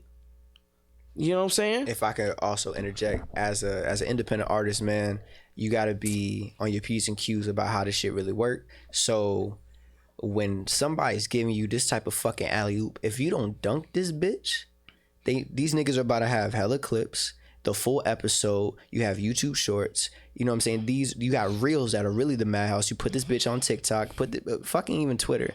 But Did go on everywhere. Yeah, exactly. So these clips are how you get your content up. These are constant promotion to your project. You know, pre-winter by Aurelius. Extreme that. This is all that. You know how many funny moments we had on this bitch? People gonna click on it. We had some negative moments. People gonna click on it. We gonna have some really positive, thought-provoking moments. People gonna click on it. What does that say? 2 hours and what? 2 hours. Too goddamn long. I'm playing that. 2 hours and 33 minutes. Oh, I'm going to have clips. Yeah. I'm going to have a lot of clips. And before we get out of here, 'cause this is the end of the No Limit podcast for tonight. Anybody, like we said earlier in the show, comedians, authors, you got your own business. If you make your own water company, if Chefs. you got if you making brand new shoes, if you a designer, we actually about to have a couple designers up here. Speaking of shoes, we about to really get cracking. So please come on up. Don't be shy. And express yourself. I was gonna say one more time before I leave. All right, so 777, aka Mafia 7. I'm not gonna leave nobody out. We got TDK, we got Xanakin, we got Cerillion, we got OG Akeem, we got Johnny Cox, we got N Sefi, we got Khalif Bryant, we got Young Beast Boy, we have Alec Darius, we have Steve O.D. up in this bitch who just released his first single called My Way. That shit slaps. We got Eric Gansey, you know what I'm saying, Caloris Media, that's always doing our videos and shit like that. We got Seth Steezy and we got Lonely. Man, we doing it all. I want them all. I want them all, chica, and everything in it. Till next time, ladies and gentlemen, this is the No Limit Podcast. No Limit. Let's go.